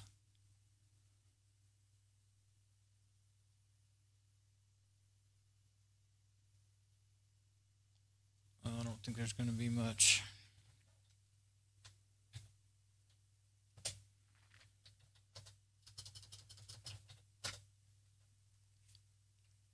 Just got a case fan in the back, so this is not any. This ain't what I want. I guess that's the case the person had. Is what the whole point was. I didn't read his whole sentence. There's a motherboard. Okay. Don't see fan on there at all.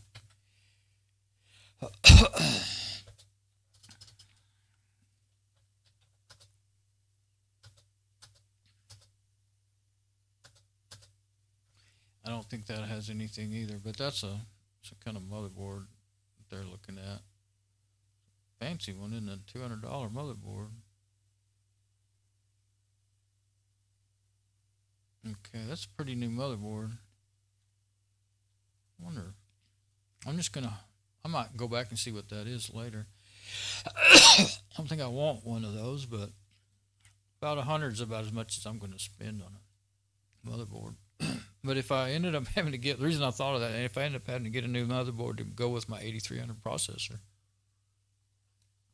the AES Rock motherboard, if it doesn't end up working,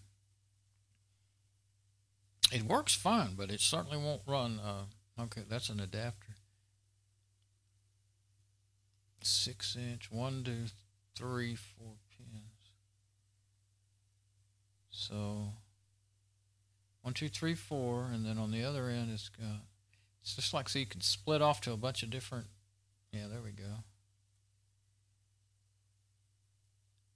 Connect to the motherboard and then connect to 2 fans. Okay, those are 4-pin fans though. 1, 2, 3, 4. So it's just 4-pin to 4-pin. That's all it is. Just a Y splitter. That's something I didn't know existed, but okay. So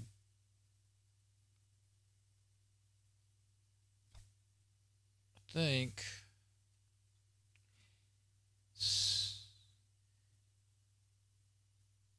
how PC fans work. Okay, yeah, everybody's just concerned with the other way around. 1, 2, 3, 4, 1, 2, 3, 4. I don't know what that is. No, that might be interesting. But it looks like it's going to be way too long. Oh, there's one all taken apart. Oh, that's probably a good thing to read. Not right now.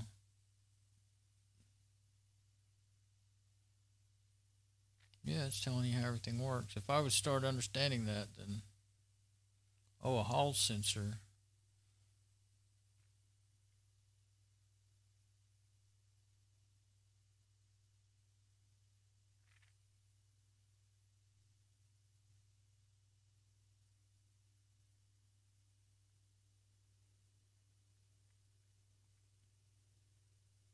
Okay, let's not go away from this too quick.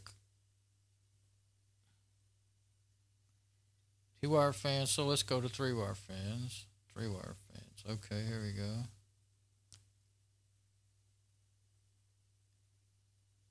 Add another 3-wire fan. Okay.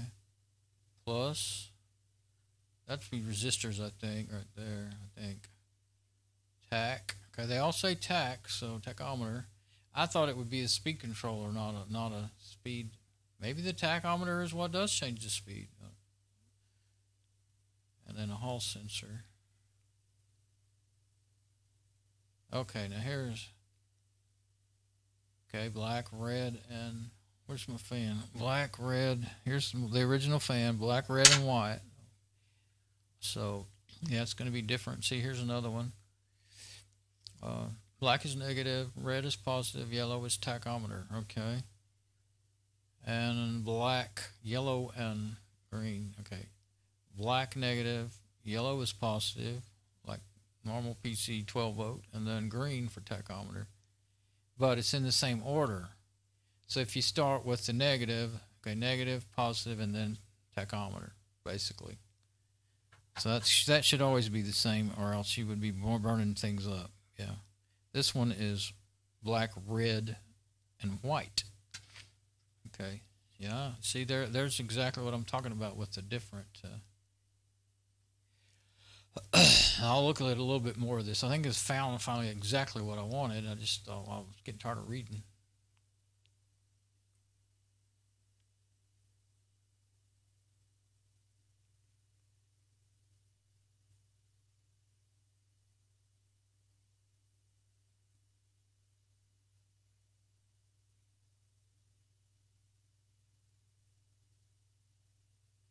I'll read this because I was trying to read. I thought I'd do not reading it out loud, but I didn't. Very common type of PC fan. These fans introduce the tacho for the first time.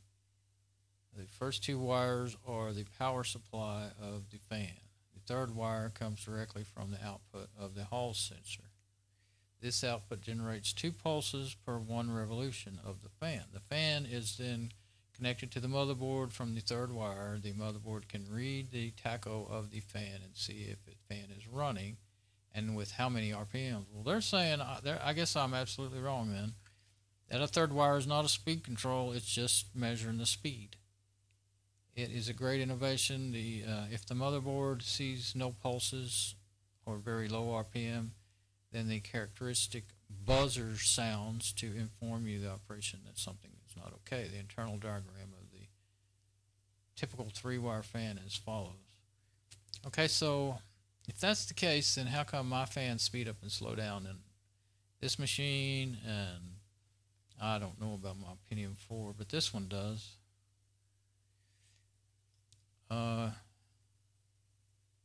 Seems that for once more, the manufacturers did not have the same wire provider, or their wire providers did not have the same colored plastic cover.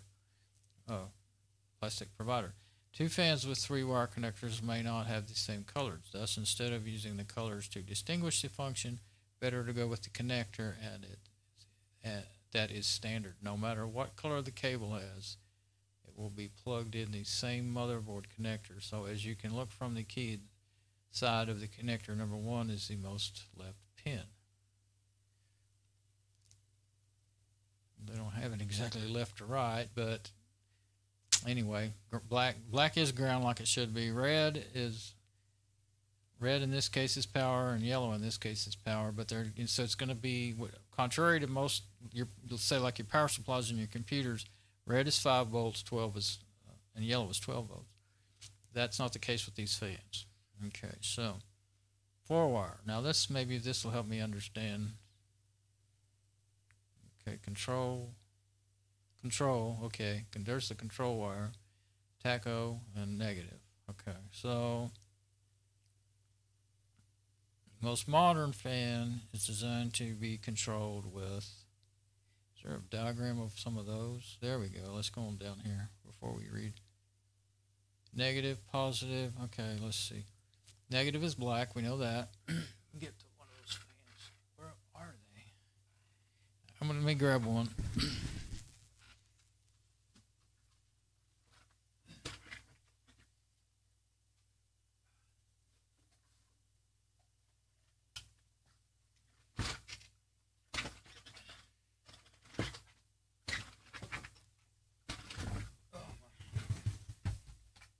Wheels on my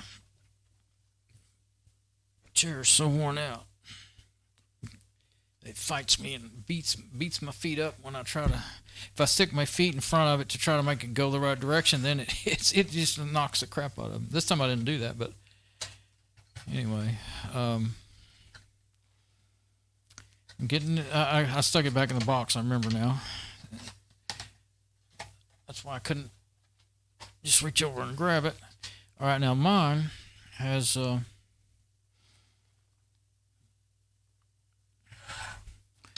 My 3-wire, yeah, okay. Can't see the colors of my wires. Black, red, blue, and yellow. Okay, so put the little old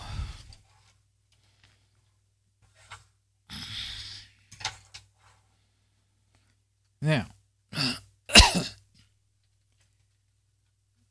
Haven't checked my stream in a while. I'll do that. Okay, black. Well, we've got it in a different order now. They're going. They don't have it in the same order. Okay, so blue. Well, it's going to be the same. Okay, negative and then positive and then tacho. Okay, and then the PWM, the pulse width modulation, the sense wire. It's going to be the extra one. Just like I thought, except for I didn't think it was tacho. I thought it was speed control. I thought it was actually. I thought it was the opposite. I thought it was going to be ground, power, speed control, and then tachometer. That's what I thought. But okay, so it's laid out so that they are interchangeable, though. That's what I'm finally figuring out. On this one, it's black, negative, yellow, positive, light green is tacho, and then PWM control is blue, and then this one, negative is black, red is positive, which is what I got right here in my hand. Yellow is tacho, that's what mine is I have in my hand, and PWM control is the blue one. Okay, this is the kind of wiring I have on mine. Now let's see if it I'll have to read through this, I guess.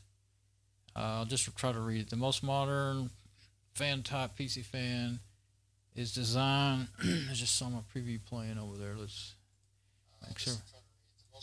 Okay, I just want to make sure my stream wasn't bad or anything.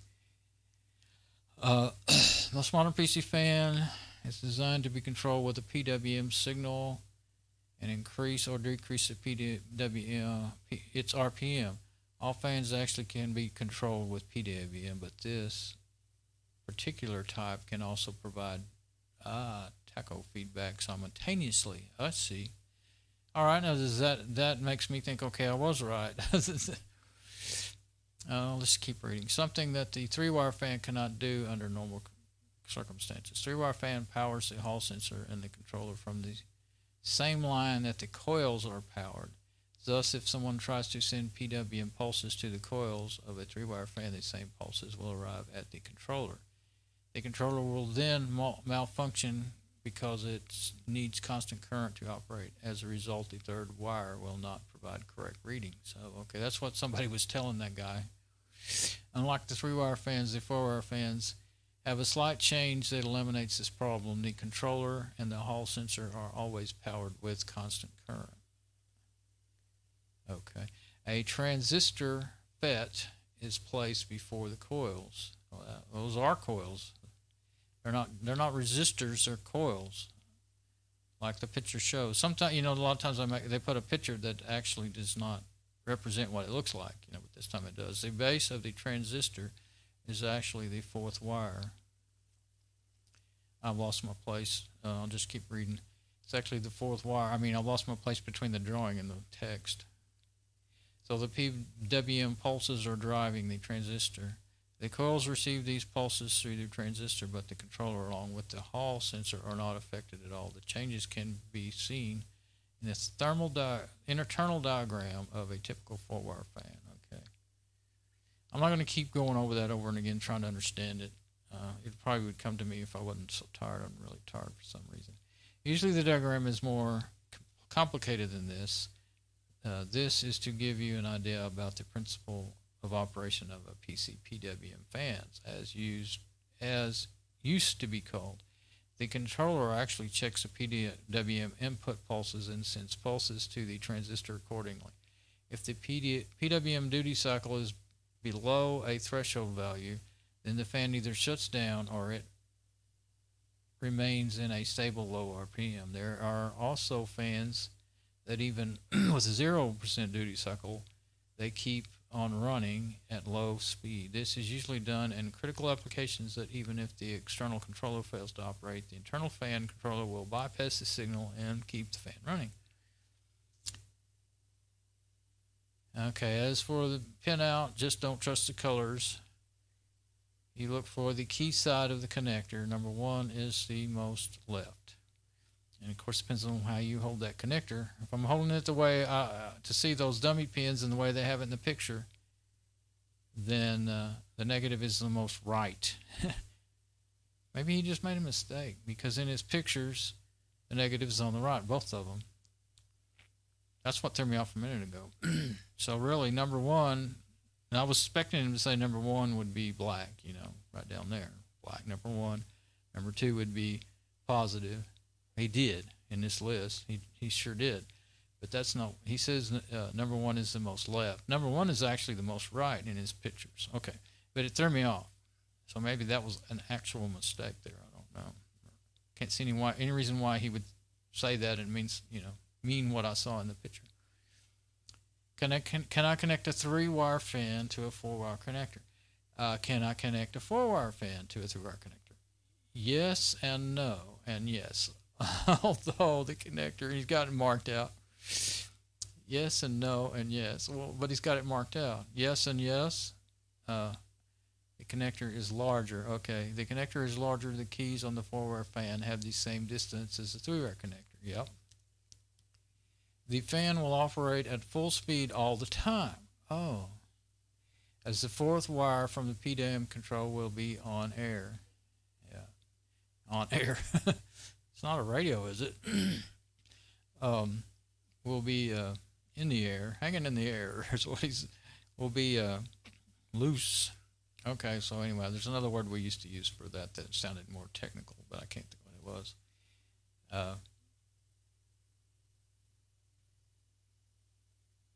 Anyway, the motherboard will normally read the RPM feedback from the fan tacho. Okay. I guess he put this in and then marked it out later, but left it just to... Okay. And the picture says 4-wire fan connected to a 3-wire, no problem. Okay. Let's see. All right. This means that okay, now I'm not quite sure about the internal connectivity of the 4-wire fans. No matter how many fans is tested, and no matter how many sites I visited, I found no clue that this configuration will fail. This means, but he marked it out, that the PWM control line must have an internal pull-up resistor so that when the pin is unconnected, the control FET will be kept always on. There could be a manufacturer that may have felt like making something different and either remove the resistor or replace the FET with a different channel than normal. I do not know anyone who would do this, but have not found anywhere the norm that declares if the fan must operate or not with the 4th connected. The site reader sent me a link from Intel Click. It definitely shows the 4-wire can be connected to a 3-pin. So I suppose this is a norm I was looking for. Thanks. And so and so. Anyway, you only have to do is test it. Either plug it in and see what happens. See how it gives the power itself, or first 2 pins negative and positive, or it rotates, no problem. Oh, that was really good. Let's see about this link.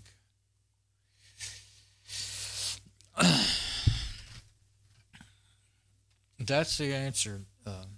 Tells me everything I was wanting to figure out there. I still think I'll stick my multimeter on mine. Let's see if I can confirm all that.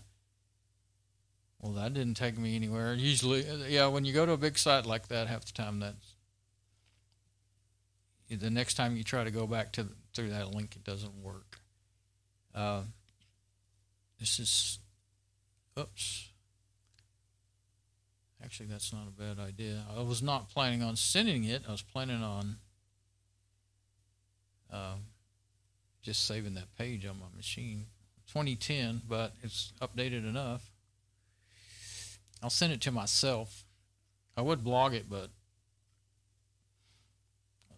that's what I thought. Well, it's not a bad idea. I can blog it, but I don't want to do that right now anyway.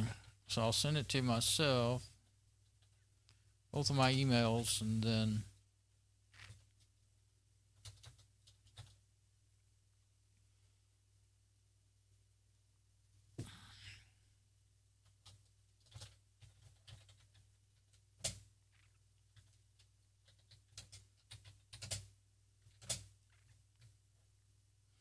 oh, 4Pin, I'm doing it backwards.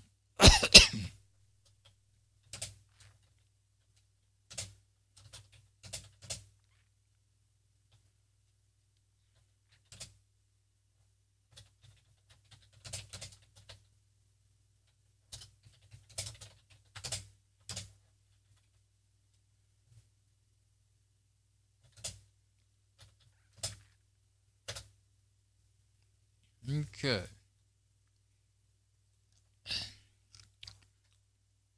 Getting to where I'm going to need a break, but I really want to test that out. So let's see. Let's get our close-up going. So let's get back to the other mic. Check 1 2. Check 1 2. Check 1 2. Now let me make sure everything looks like it's going to work over there. As soon as I switch to this mic.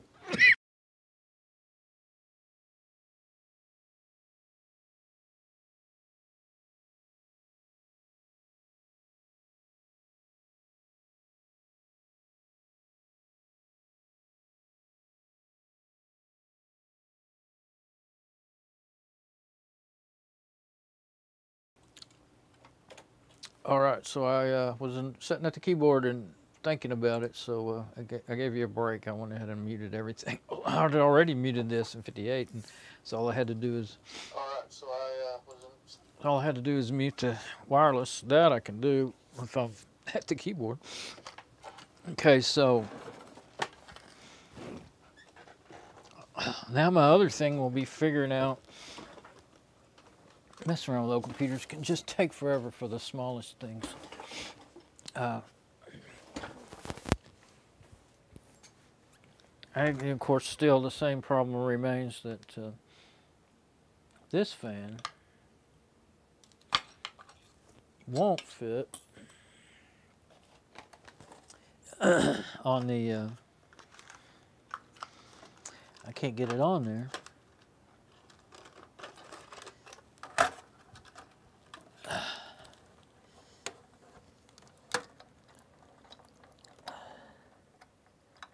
If I could get it on there,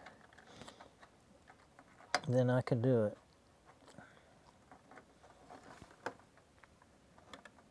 Wait, does it go?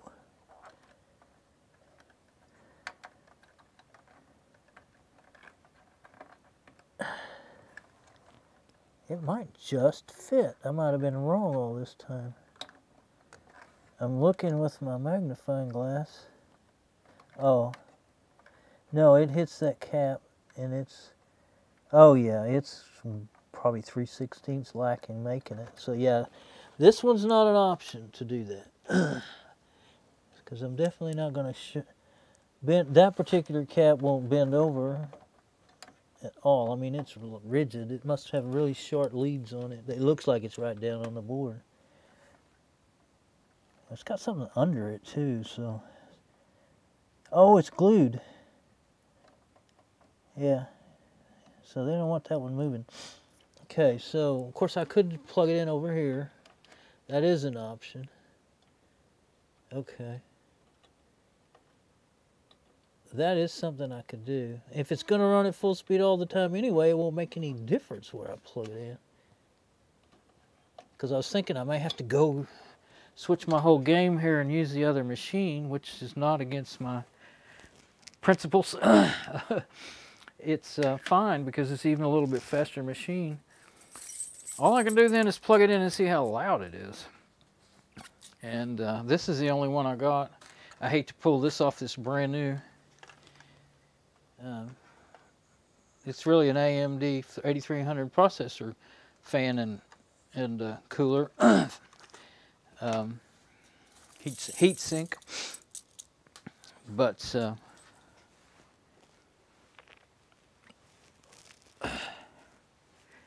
see, how am I gonna? Well, I guess I can turn it on just for a few seconds. That's how come I was still debating about how am I gonna figure all this out with the. I didn't want to reinstall, especially since that processor's pulled out of there. I kind of didn't want to put the heatsink back down on it again. That's what was my thing. Until it's ready to go there and stay there. But this fan will fit on my heatsink, the original heatsink for this thing. That I like. And so now I just really want to go ahead and I'm going to turn it on for a second and try to test those the leads. Let's see if I can figure out which one goes where and everything.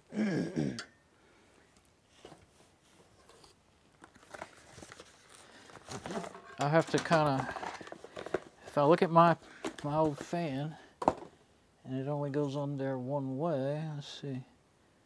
Yeah. Okay, black is on the right there. Black is on the right there. That's so hard to see down in there. Okay, so now I know where ground is. So let's do that. It shouldn't have, of course, any. Well, it's not even plugged in right now. Let me get my power. Try to do this, but I'm probably gonna have to take a break and then come back and do the actual swap over because I'm getting to need a break pretty bad. All my wires are hanging on my long stick. I gotta get the, I never do remember to drag the power cable out before I start. It's way up in there. Luckily I can't get it though. With that long stick. Okay.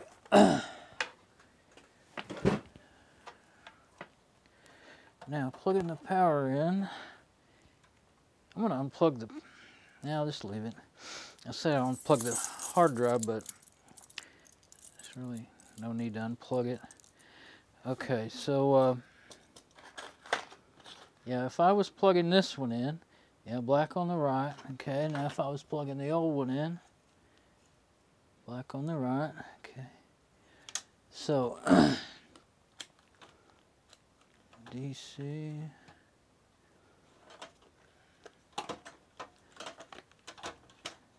Trying to get it somewhere where my ceiling light won't make everything go nuts. Okay, so,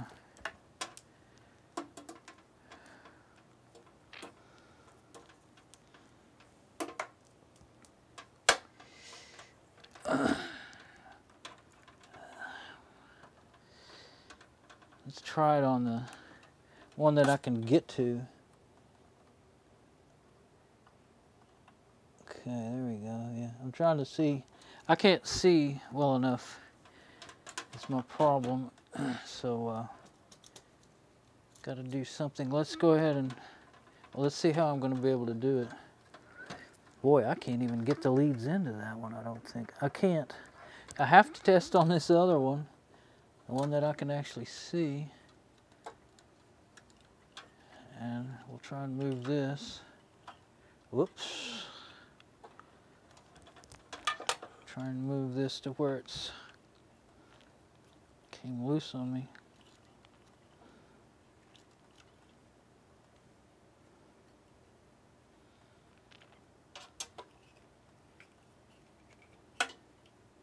The longer you stick that out there, the more trouble you get.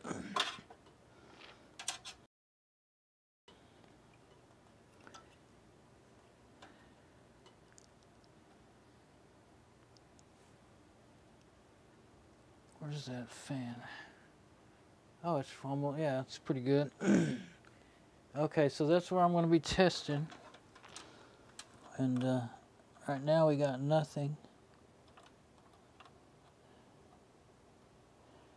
Should have nothing. I want to be careful not to accidentally short those two pins. Well, at least my leads on my multimeter are short.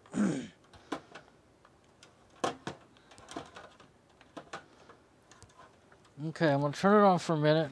Let's see, yeah, CPU in place, no cooler whatsoever though, so to remind me not to do this for any amount of time.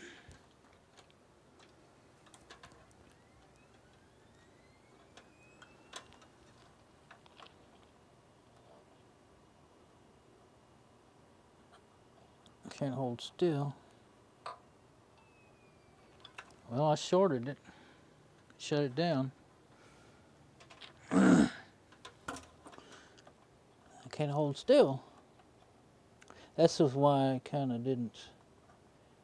I was worried about doing this. I can't do that with one hand. Okay, unless it did that because it was. It got hot already. But I was moving around there.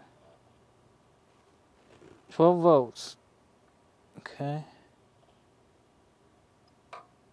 Oh, when I touch that sense wire with the meter, it shuts it down. But I got the 12 volts out of that. So that's a bad thing. I think I'm very lucky. Well, it's shut down again. It may be getting hot. Yeah, I can feel heat rising off of that CPU. It may be shutting down for heat thermal protection because I'm running it without any kind of cooler whatsoever. I don't even have the heat sink on it. It probably is why it's shutting down. Well, I think it's both because I touched that tachometer pin on the multimeter and it shut it down. It just immediately shut down. I don't think that was a coincidence. Okay, so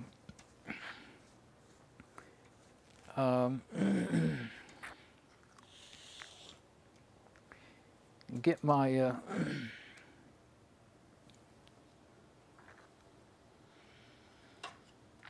guess I'll put this all back the way I had it a minute ago.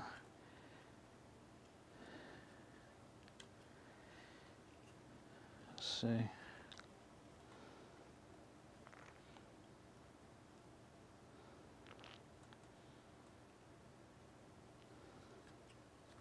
That makes it worse.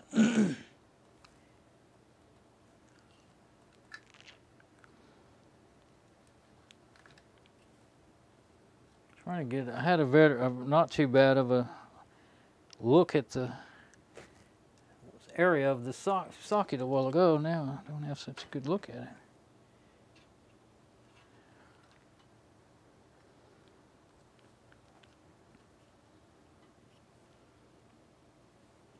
You got to get pretty close or else it won't. Got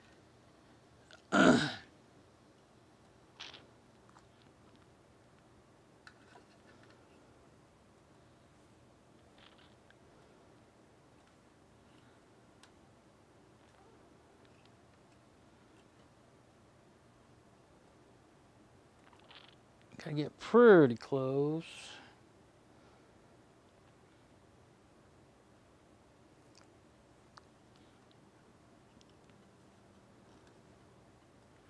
Yeah, you don't have a lot. My little Southern engineered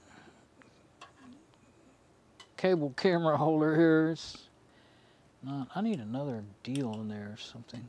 So it would stay.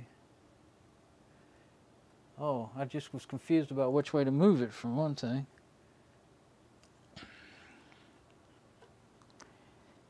If I try to extend too much cable, then it just goes to vibrating all the time, moving around.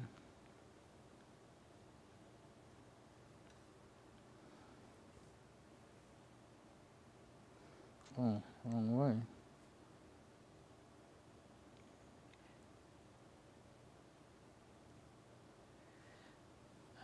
Well, spending forever doing that. Now, I think I'll get off for a minute because over here's where I'm going to do the do my work. Can't quit grabbing the wrong spot on there and getting a hold of that CPU paste.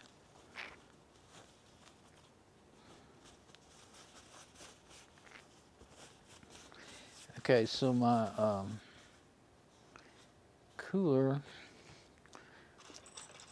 that I want to use, I'll set it up here for now. Be careful, spill that. The cooler that I want to use, I'm going to take it off of this. Oh, I said I'm going to take it off of this. We will get a bigger tool. That may be too big of a, yep, it won't fit in there. I have to have a smaller screwdriver head. There. I guess I'll try, well, no, the screws that came with the other thing will fit those threads, I think. Okay. So, yeah, this should work, except for if it's too loud for me to stand it. And if it is, then I'd have to be trying to take the blades off of the. I mean, I can take this. I never have actually taken apart this fan that goes in here because I haven't had real good luck with doing that. As far as how long they'll quit, you know, work without making noise. So that's why I didn't, you know, haven't done it. And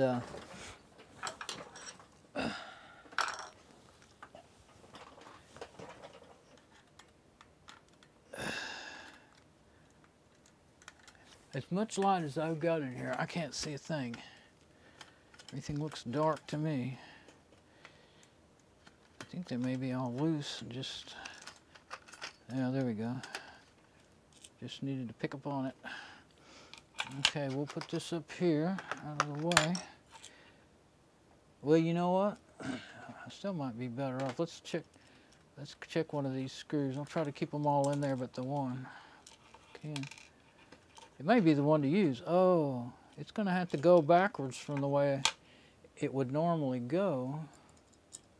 Oh, those don't grab. Okay. So let's see if one of these is going to work. One of these that goes with this. Let's put this down here so that I don't end up dropping screws in the machine again.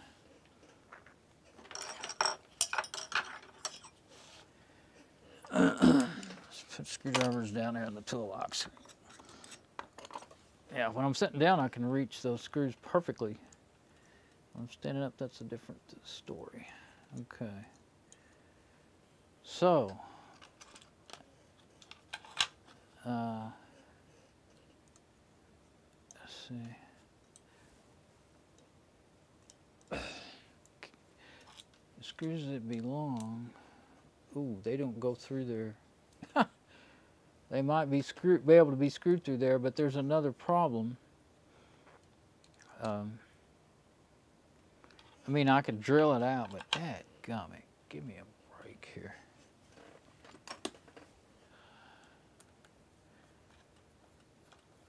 Oh, they will go. Okay.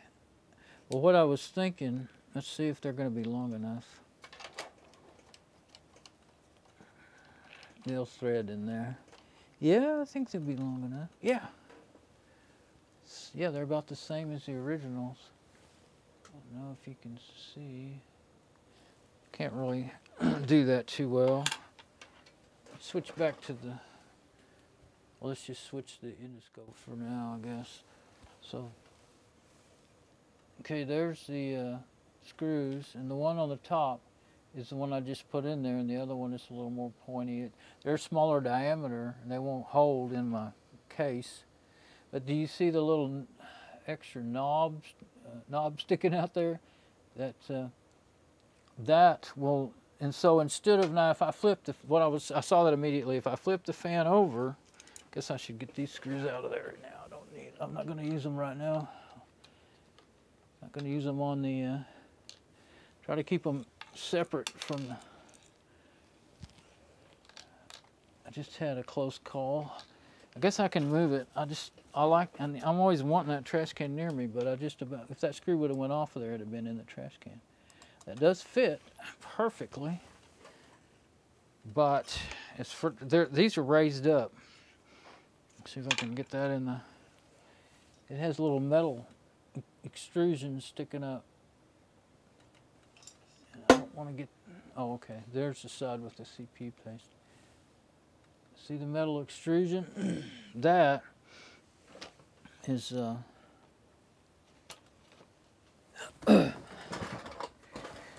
that makes me want to flip that fan over so that it sits right down on there like the old other ones did, which I guess I can do. Let's see if it'll spin without hitting anything. Yeah. I think I will just leave off the metal fan guard because this is plenty of a guard. It'll be blowing the air probably the other way that the fan used to go. I actually lost track of which way this fan was. It can go either way. I believe I had it.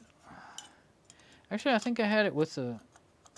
I didn't want the blades near that, but either way would work. I'm not sure which way I had it now. Either that way. It'll go either way. It fits better and not moving around like that. And, you know, to me, I think that, at least that's why I think I had it when and the fan guard was on. Yeah, that's how I did have it. And the fan guard was on top. So, but this time, if I want to have I mean, it doesn't matter a whole lot. Yeah, the screws wouldn't be long enough. I'm going to have to do it that way. It's not going to hurt a thing. I mean, the screws will line up, and biggest problem I'm going to have is getting a screw to. Oh, I need to figure out where I want that wire going out. I know I can't plug it into its normal spot, so it wouldn't. But this goes this way, so I want this to be probably down here. Yeah, I don't want it up in the air. Okay. So I want this. Can I mark it or something? I wonder if the airflow is marked on here.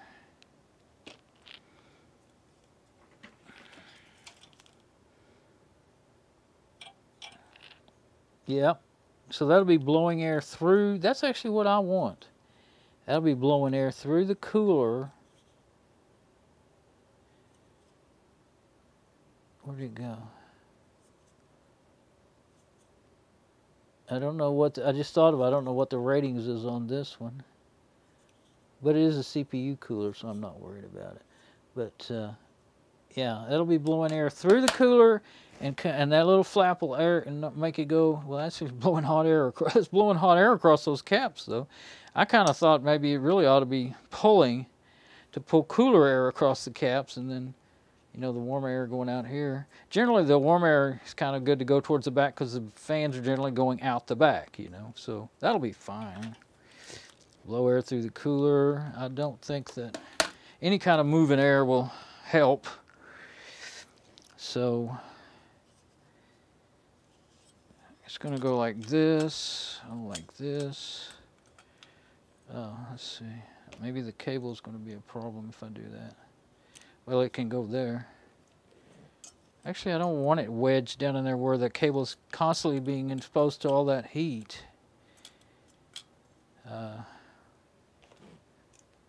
But if I put it on, if I try to put it on the other way, see,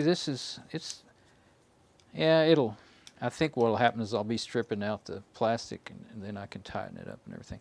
But if I try to go in the other way, see if it's long enough. Let's try it. Get it out. And try it the other way.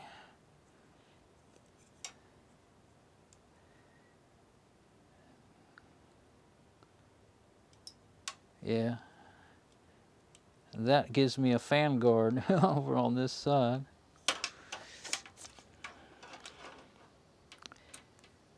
I just don't know if the screw will be long enough going that way because its countersink's up in there.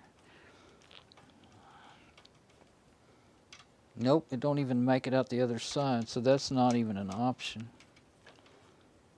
So,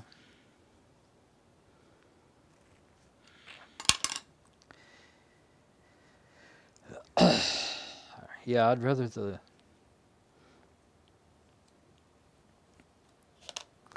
I would rather the cable not be down against the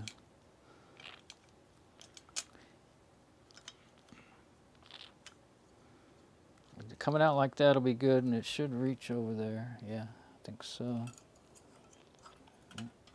Yeah, I've got that sitting there ready for me to be in that area, and I'm not ready to be in that area. Okay, so I thought I was going to run off and take my break, but I got involved. I guess maybe I can, if I can get this in there, I can turn it on and let it run for a long time and see how it does. And I can be taking my break and everything. So let's do that, probably see what's going on better, be a bigger view. So if I get one of these, that one looks like it's had some strippage started on it. It's all silvery.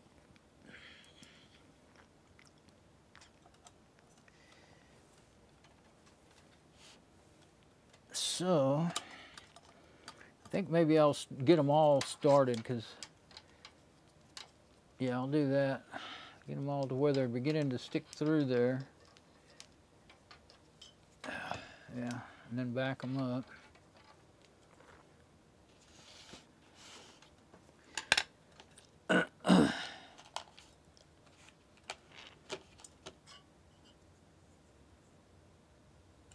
Yeah, so I did confirm the black ground, you know.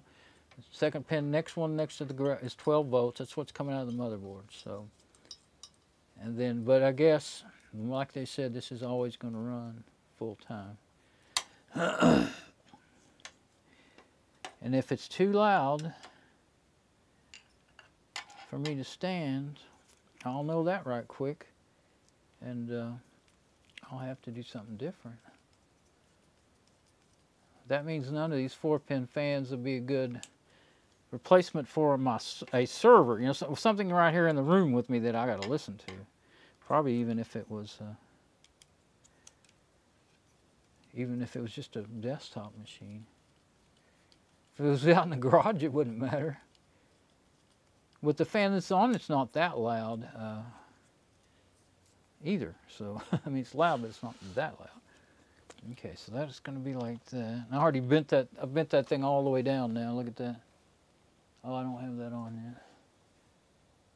It's been all the way down. So I did that before on accident. I'll just have to.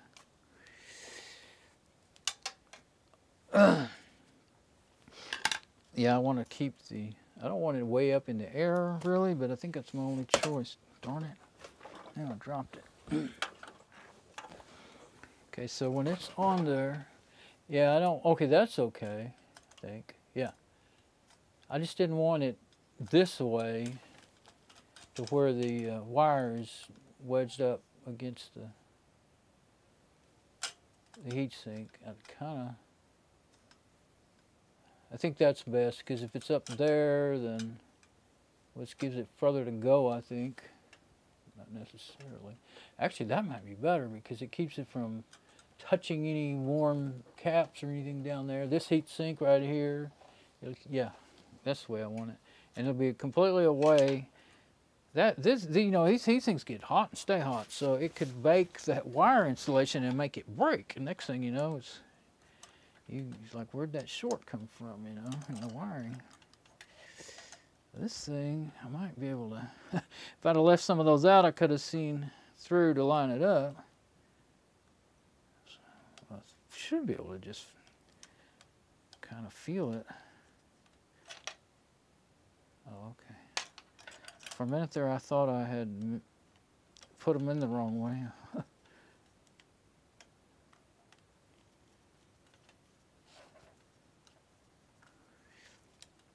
If I could just get one of them lined up.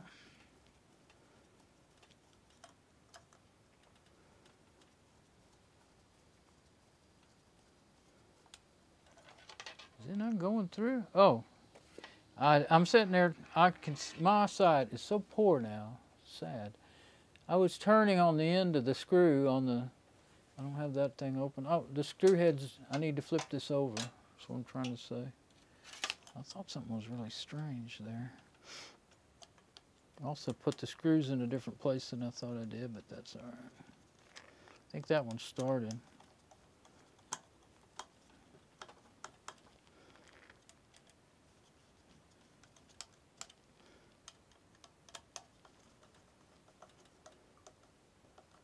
That one did pretty good. I think it's already gone there pretty good. This screwdriver is might just be more well used, but it'll slip more than some of like this one. But this one has got such a big handle, you can strip things with it too, way too easily.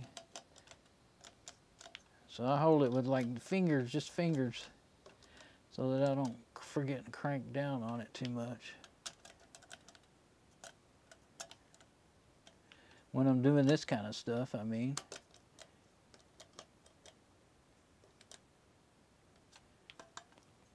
That one just didn't seem like it went down in there far enough. I think I'll back it up and, well, maybe it did.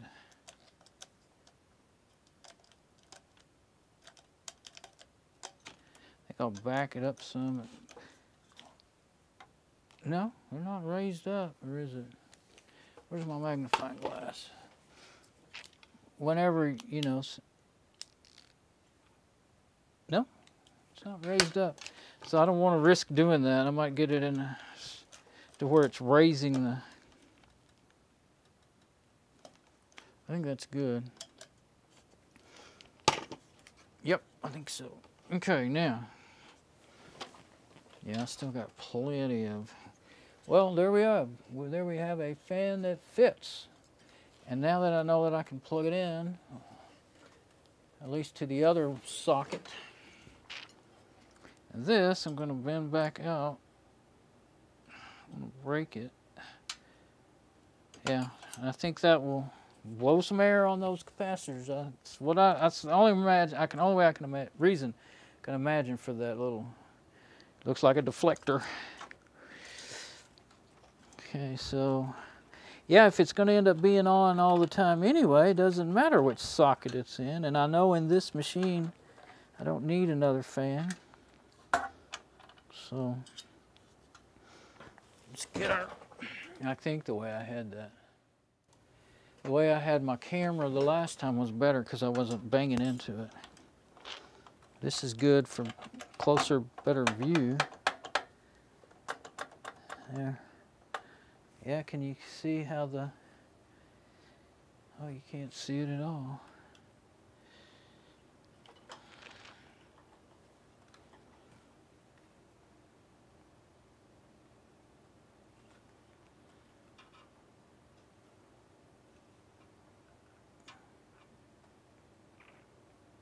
It's hard to get a good shot of that. Okay. Well, at least you can kind of see what's going on. Okay.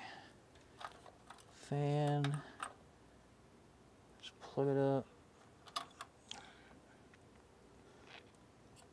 Let's see.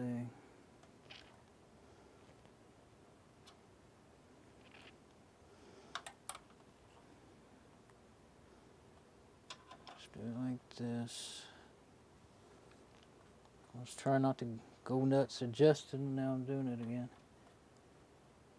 Okay. That's where I'm going to plug it in where it says, it actually says, there we go. It says rear fan. And see, now my cable is just going to, it'll stay up, and when it's standing up, it'll want to go that way more, but it won't be laying on that. If I'd had it down there, it would have just laid on that all the time. It wouldn't really hardly be able to get it to keep from it. And I'll get my little nut driver. See if we can tighten these up a bit. Everything's good there. Yep. can feel it sliding around on that coolant paste. Start with one of them anyway.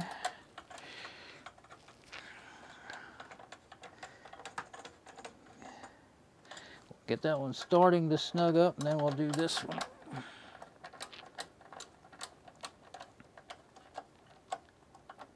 You know, I might have over-tightened that last time. I mean, well, that don't imagine. That's just some really thick and sticky CPU paste. But, you know, last time I couldn't. It's not like it's going to jump off of there, and they use clips nowadays. So yeah, I don't over-tighten that. Yeah, it won't move though. That's the real. I think that's the best CPU cooler holder I've ever seen. Some of them, you got to watch out. They'll just let go on you, you know, and the thing will be one side hanging up, you know, in the air. So now we'll put our. I didn't ever put this back. I completely forgot. The whole thing I was trying to do a minute ago was show that work.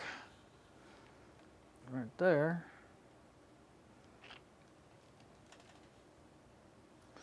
And I forgot. So it wouldn't have mattered. Oh, darn it. Okay, I mean, it would have been nice to show it like I intended. There it is, all put on there. And you can see one of those screws that holds it down. It's like a big old butterfly clamp. And it doesn't just clip on, it screws down. And it's springy, spring steel, so, you know, it's not meant to be really, really tight, but hard pressure, you know, putting hard pressure. Now that's the processor actually, it's not an 8300. That's the processor out of the E-machines. And so it's cooler, there's its cooler. And it's not as big as that one. I'm sure it's a good enough cooler. Of course, you know, 8300 didn't, you know, I ran it for 5 days scanning the viruses, and it didn't overheat my room.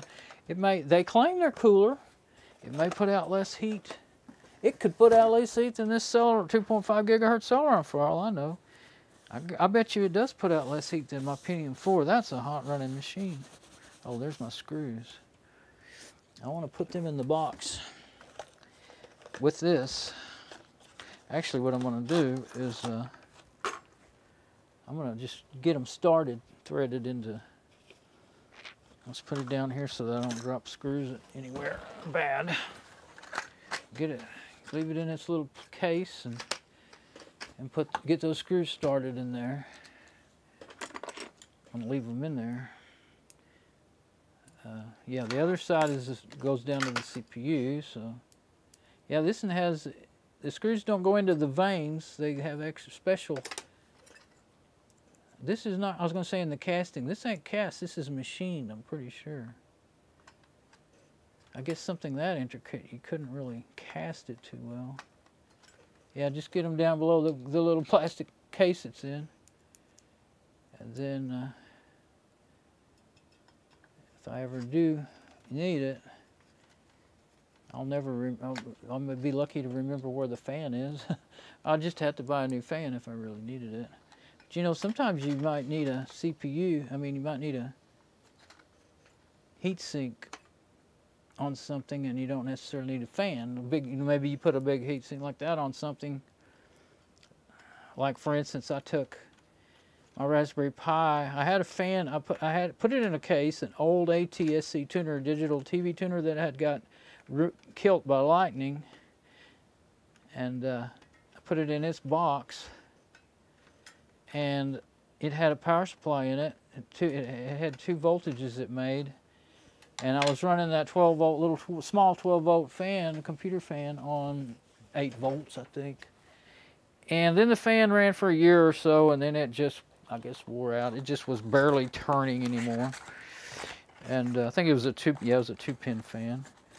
And so it was just fine for, you know, it was perfect for doing something like that.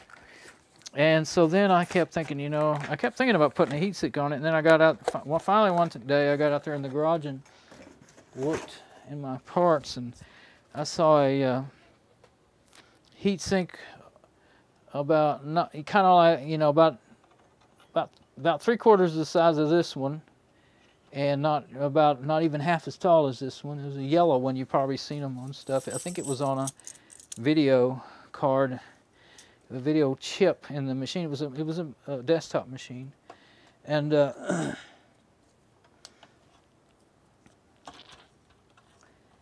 make sure we're not going to be hitting anything because we don't have quite as much. I really couldn't put that metal cover on that, but yeah, it's going to be all right, unless you do something goofy. I wish I had a place to put that sticker, but I don't. I guess I'm going to tape it on in here somewhere. And that'd be too hot to tape it on there. We'll worry about that after we see how well it works. Okay, and anyway, I cut it in half, and it had some stickum that was on it, you know, that was conductive stickum evidently, because that's how it was stuck. It didn't have clamps like, well, this one has little keepers, but it just was stuck with some sort of double-sided tape that evidently it was really thick. It wasn't like regular double-sided tape, and evidently I figured it was conductive, heat conductive. And so I stuck it on that Raspberry Pi processor, and just no fan, then did with no fan, and never got hot. Because it was getting hot when that fan stopped working right, you know. And plus that fan was getting really rattly. It was in the living room to watch, you know, as a media center thing. And XBMC media, running XBMC. Well, I think I upgraded to Kodi by that time, but anyway. They changed the name, you know. And it would get hot and stop working, right? And so with just that heat sink, it's been fine ever since. I took it out of there because as the software got bulkier, I even went to another one, a lower resource usage remix of XBMC or Kodi. What was it called? I can't remember, but it couldn't keep up. It just couldn't play videos anymore because, well, of course the videos got higher resolution over the years too. So I had it in there for about 2 years. And the thing is, I did it for my mom, but she just never did learn how to use it. She doesn't like using menus. I don't like using menus either. I just like going to searching on, you know, I just like using the web browser and searching for what I want and watching it, you know. But she didn't like the menus at all and didn't understand it. So she never did get to use it, you know, get to use it. And so anyway, it's the early Raspberry Pi B, I believe. Yeah, it has a 512 megabyte of RAM, so it won't do a lot power-wise. And I want to do something with it, but I haven't yet. So it's been in a box, but it still works fine. Okay, so I think it's ready to turn on, but I think I better get some of these tools out of the way so that I don't knock things off in the floor. Because I'm going to turn it on and let it run. As a matter of fact, I guess I'm going to, when I take this break, I probably will need to eat again. What time is it? Yeah, it's time to eat again. Eat my supper, I guess. Had my lunch before I started. Yeah, because I got up at 11. Ate breakfast, had lunch. So yeah, it's definitely, last night I thought I was up till 3, but that was actually no later than the night before. But I ended up waking up earlier today than I expected. So anyway, see if I can, get my little, I'll just get my endoscope to where I can grab it and show the fan and stuff if I want to. Okay, but I'm going to leave it on, open to turn it on, and I'll just, I'm not going to worry about plugging into the monitor or anything. It'll boot up into Fedora 23 server, and it would be serving if it had Ethernet connection and wouldn't even need any of the rest of that stuff. I always do keep it plugged into the monitor. Okay. Let's see. I've been doing so much on here, I kind of want to make sure nothing's gotten loose on me.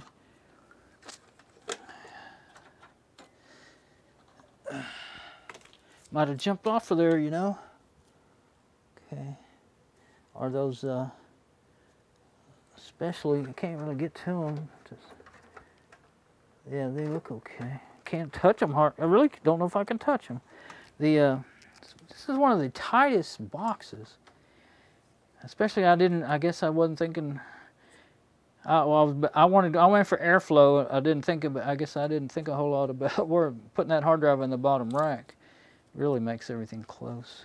I couldn't move it, but actually, oh, I guess you'd have to punch it out through the front. I'm gonna say I couldn't pull it out the back. You'd have to go through the front. Yeah, it would do that.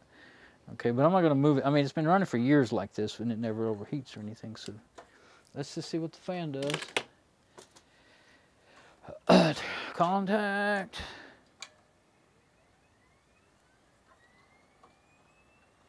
Now, I want to see that fan. So I'm going to switch to the double camera mode and get this. Oh, that's that other heat sink. I was like, boy, I just happened to aim at that. But, not sure. I thought I would need to pick it up. Yeah, I do want to pick it up. I don't have enough cable the way it's hanging there. I wanted to see that fan spinning. There it is. Also, is that fan making all that noise? But no, that's the hard drive. But it is kind of loud when it's getting red really heavily. But yeah, there we go. Can't really feel air coming through it necessarily, but once it quits it sounded like it's really, you know, booting up. It always sounds pretty loud when it's booting up. And then I had that worry where things could be seen, but now they can't. Wondering if I should have left it where it was and strung that cable out far enough to get to it. There we go.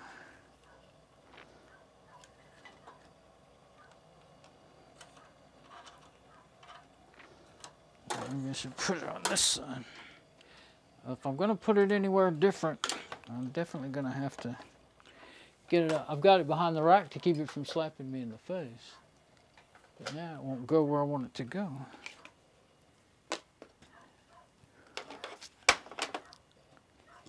So maybe if I do that.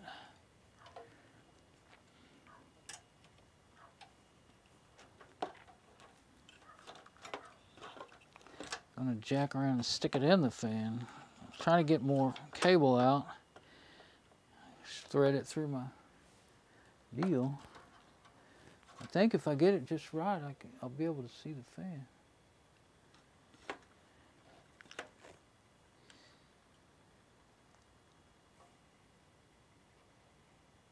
There's the bottom of it. There. Just leave it, don't touch it. So it's not loud. It does make a little noise though. It's kind of hard to the fan itself. Yeah, it's not the power supply. And I hear kind of I guess that fan makes a little high pitched sound. Let me see if I can get the mic up to it and let you see what I'm talking about. This is the outside, the outlet side of the heat sink. I thought it was blowing through the heat sink. It may be pulling. Let's be quiet for a minute.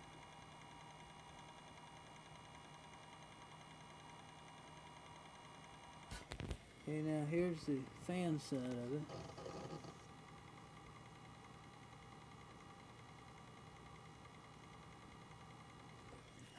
The hard drive made a little gurgle, but not quit. But it's got, oh, dust on the mic, sorry.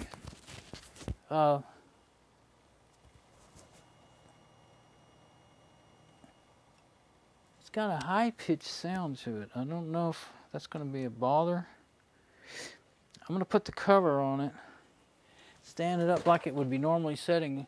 Well, especially with an older fan, that can make a huge difference in what kind of sound it makes, what kind of noise it makes.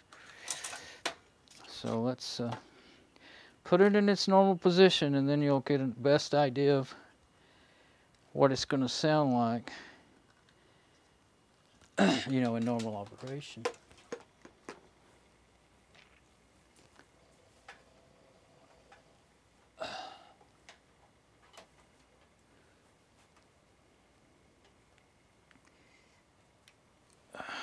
Okay, cover. Let's put this fan in the fan box. There we go. Oh, the heat sink, brand new fan, all that needs to go in there.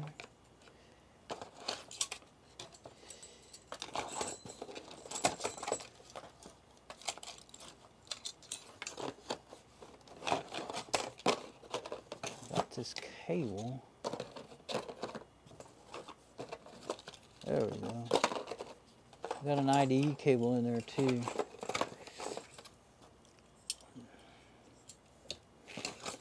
That just keeps wanting to.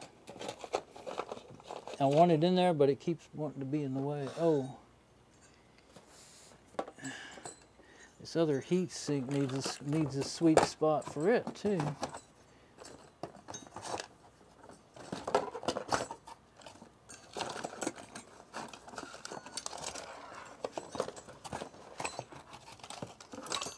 Boy, am I just going nuts trying to figure out what to do with this stuff. There.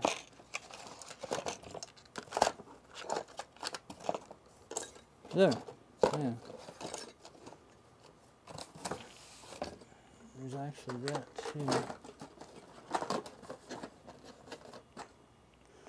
Alright, now I've got my box loaded up the way I want it. I know, I'm sidetracked. Okay.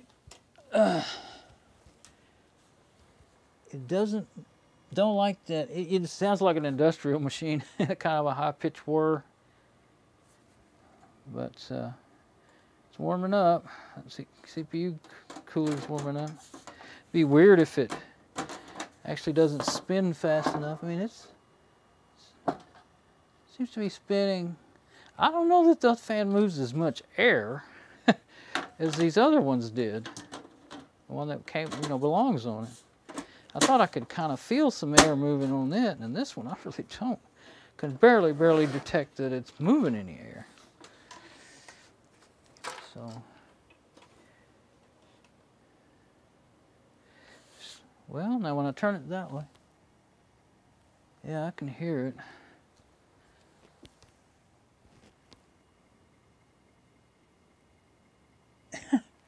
I hear the kind of that, the same basic. I hear that high pitched kind of whir, and then I hear that same basic, I would it almost sounds like a grinding sound. Put it in the front.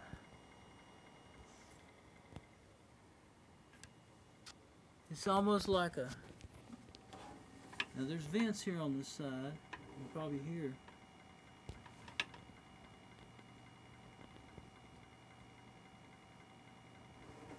And we'll have to have that thing. Right now I'm going to eat, and so if it's making noise, I don't want to hear it. But where I'm going to put it, the vent side will be towards me, and the front will be towards me. Now this other side on the left of me, no vents whatsoever, so you don't hear it really. It's not loud. But I think when I have it over here in its spot to the right of my monitor, it just could end up irritating me. I guess I won't know that one for sure unless I put it over there. But I would say, other than, the design of the heat sink causing that to resonate more, I don't see why it would really, that sound.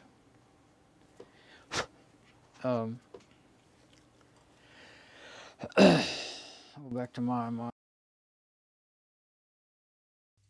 there, back to SM58 and just me. Okay, so I don't see why. Yeah, it's not now with it over there, and usually when they're on that table there, they seem twice as loud to me. But this is kind of an opposite situation with no vents on this side, and when I go around to the front of this other side of it, I can really hear it, and it's got kind of that high pitched whine, and I don't want to hear that all the time. Works fine, I think, and it, you know, if it's not making lots of noise, and if it really is at full speed right now, and then it's not, you know, it won't ever get any louder than that. So it did. I still don't understand everything. Why, you know, what they were saying that the 3 pins can't be speed controlled, because I swear that thing was speed controlled. I swear I would hear that fan ramp up anytime I made it work hard. But I don't know. That's what everybody kept saying everywhere on the interwebs. Of course, well, you know, you don't want to stick with just one or two little answers. You want to look around, and I looked around a good while. So just one or two little answers. Making sure everything still works. So what I'm going to do then is leave it like that, let it run while I'm eating and all that stuff, and then if everything seems okay, I'll put it back in its place and just turn it back on and let it be the server until I want to get Mom's machine done up before I go. I'm going to put Fedora 28 on it, or on one of these. That one behind me there, it's another option, you know. Of course, I could put one of these 4-pin fans in it now. I know that. So I could put that other one that I was looking at, that one that it might fit. It doesn't have that different design of a CPU cooler. It's a top mount. So I might be able to screw it down onto the fins of the one that's in there, or one of these others. The one that the AMD one, that's a nice one. I could put that other fan on it. On the top, it probably would match. It should match up. Oh no, it's a bigger fan. Anyway, one way or the other. I mean, the one that's a bigger fan is a different one. Okay, so anyway, one way or the other, I should be able to use one of these 4-pin pans on that machine back there. I might go ahead and do that while it's in here. It doesn't take too long to do that, but. Now I really got to have a break. Now that I quit working hard and I sat down, I'm like, oh, gosh, I got to go. All right, so I'm going to go, and it's 9:08. I don't know. I'll see how it goes tonight. I'm going to eat supper and stuff. I may crash and burn. I've actually been tired all evening. Actually, I feel better now than I did a couple hours ago. Finally got feeling a little better. I got so hot this morning. But out there digging up those parts outside. But so it may be tomorrow, but hopefully I'll get this all going again so that I can get back to work on the original projects. All right, bye-bye.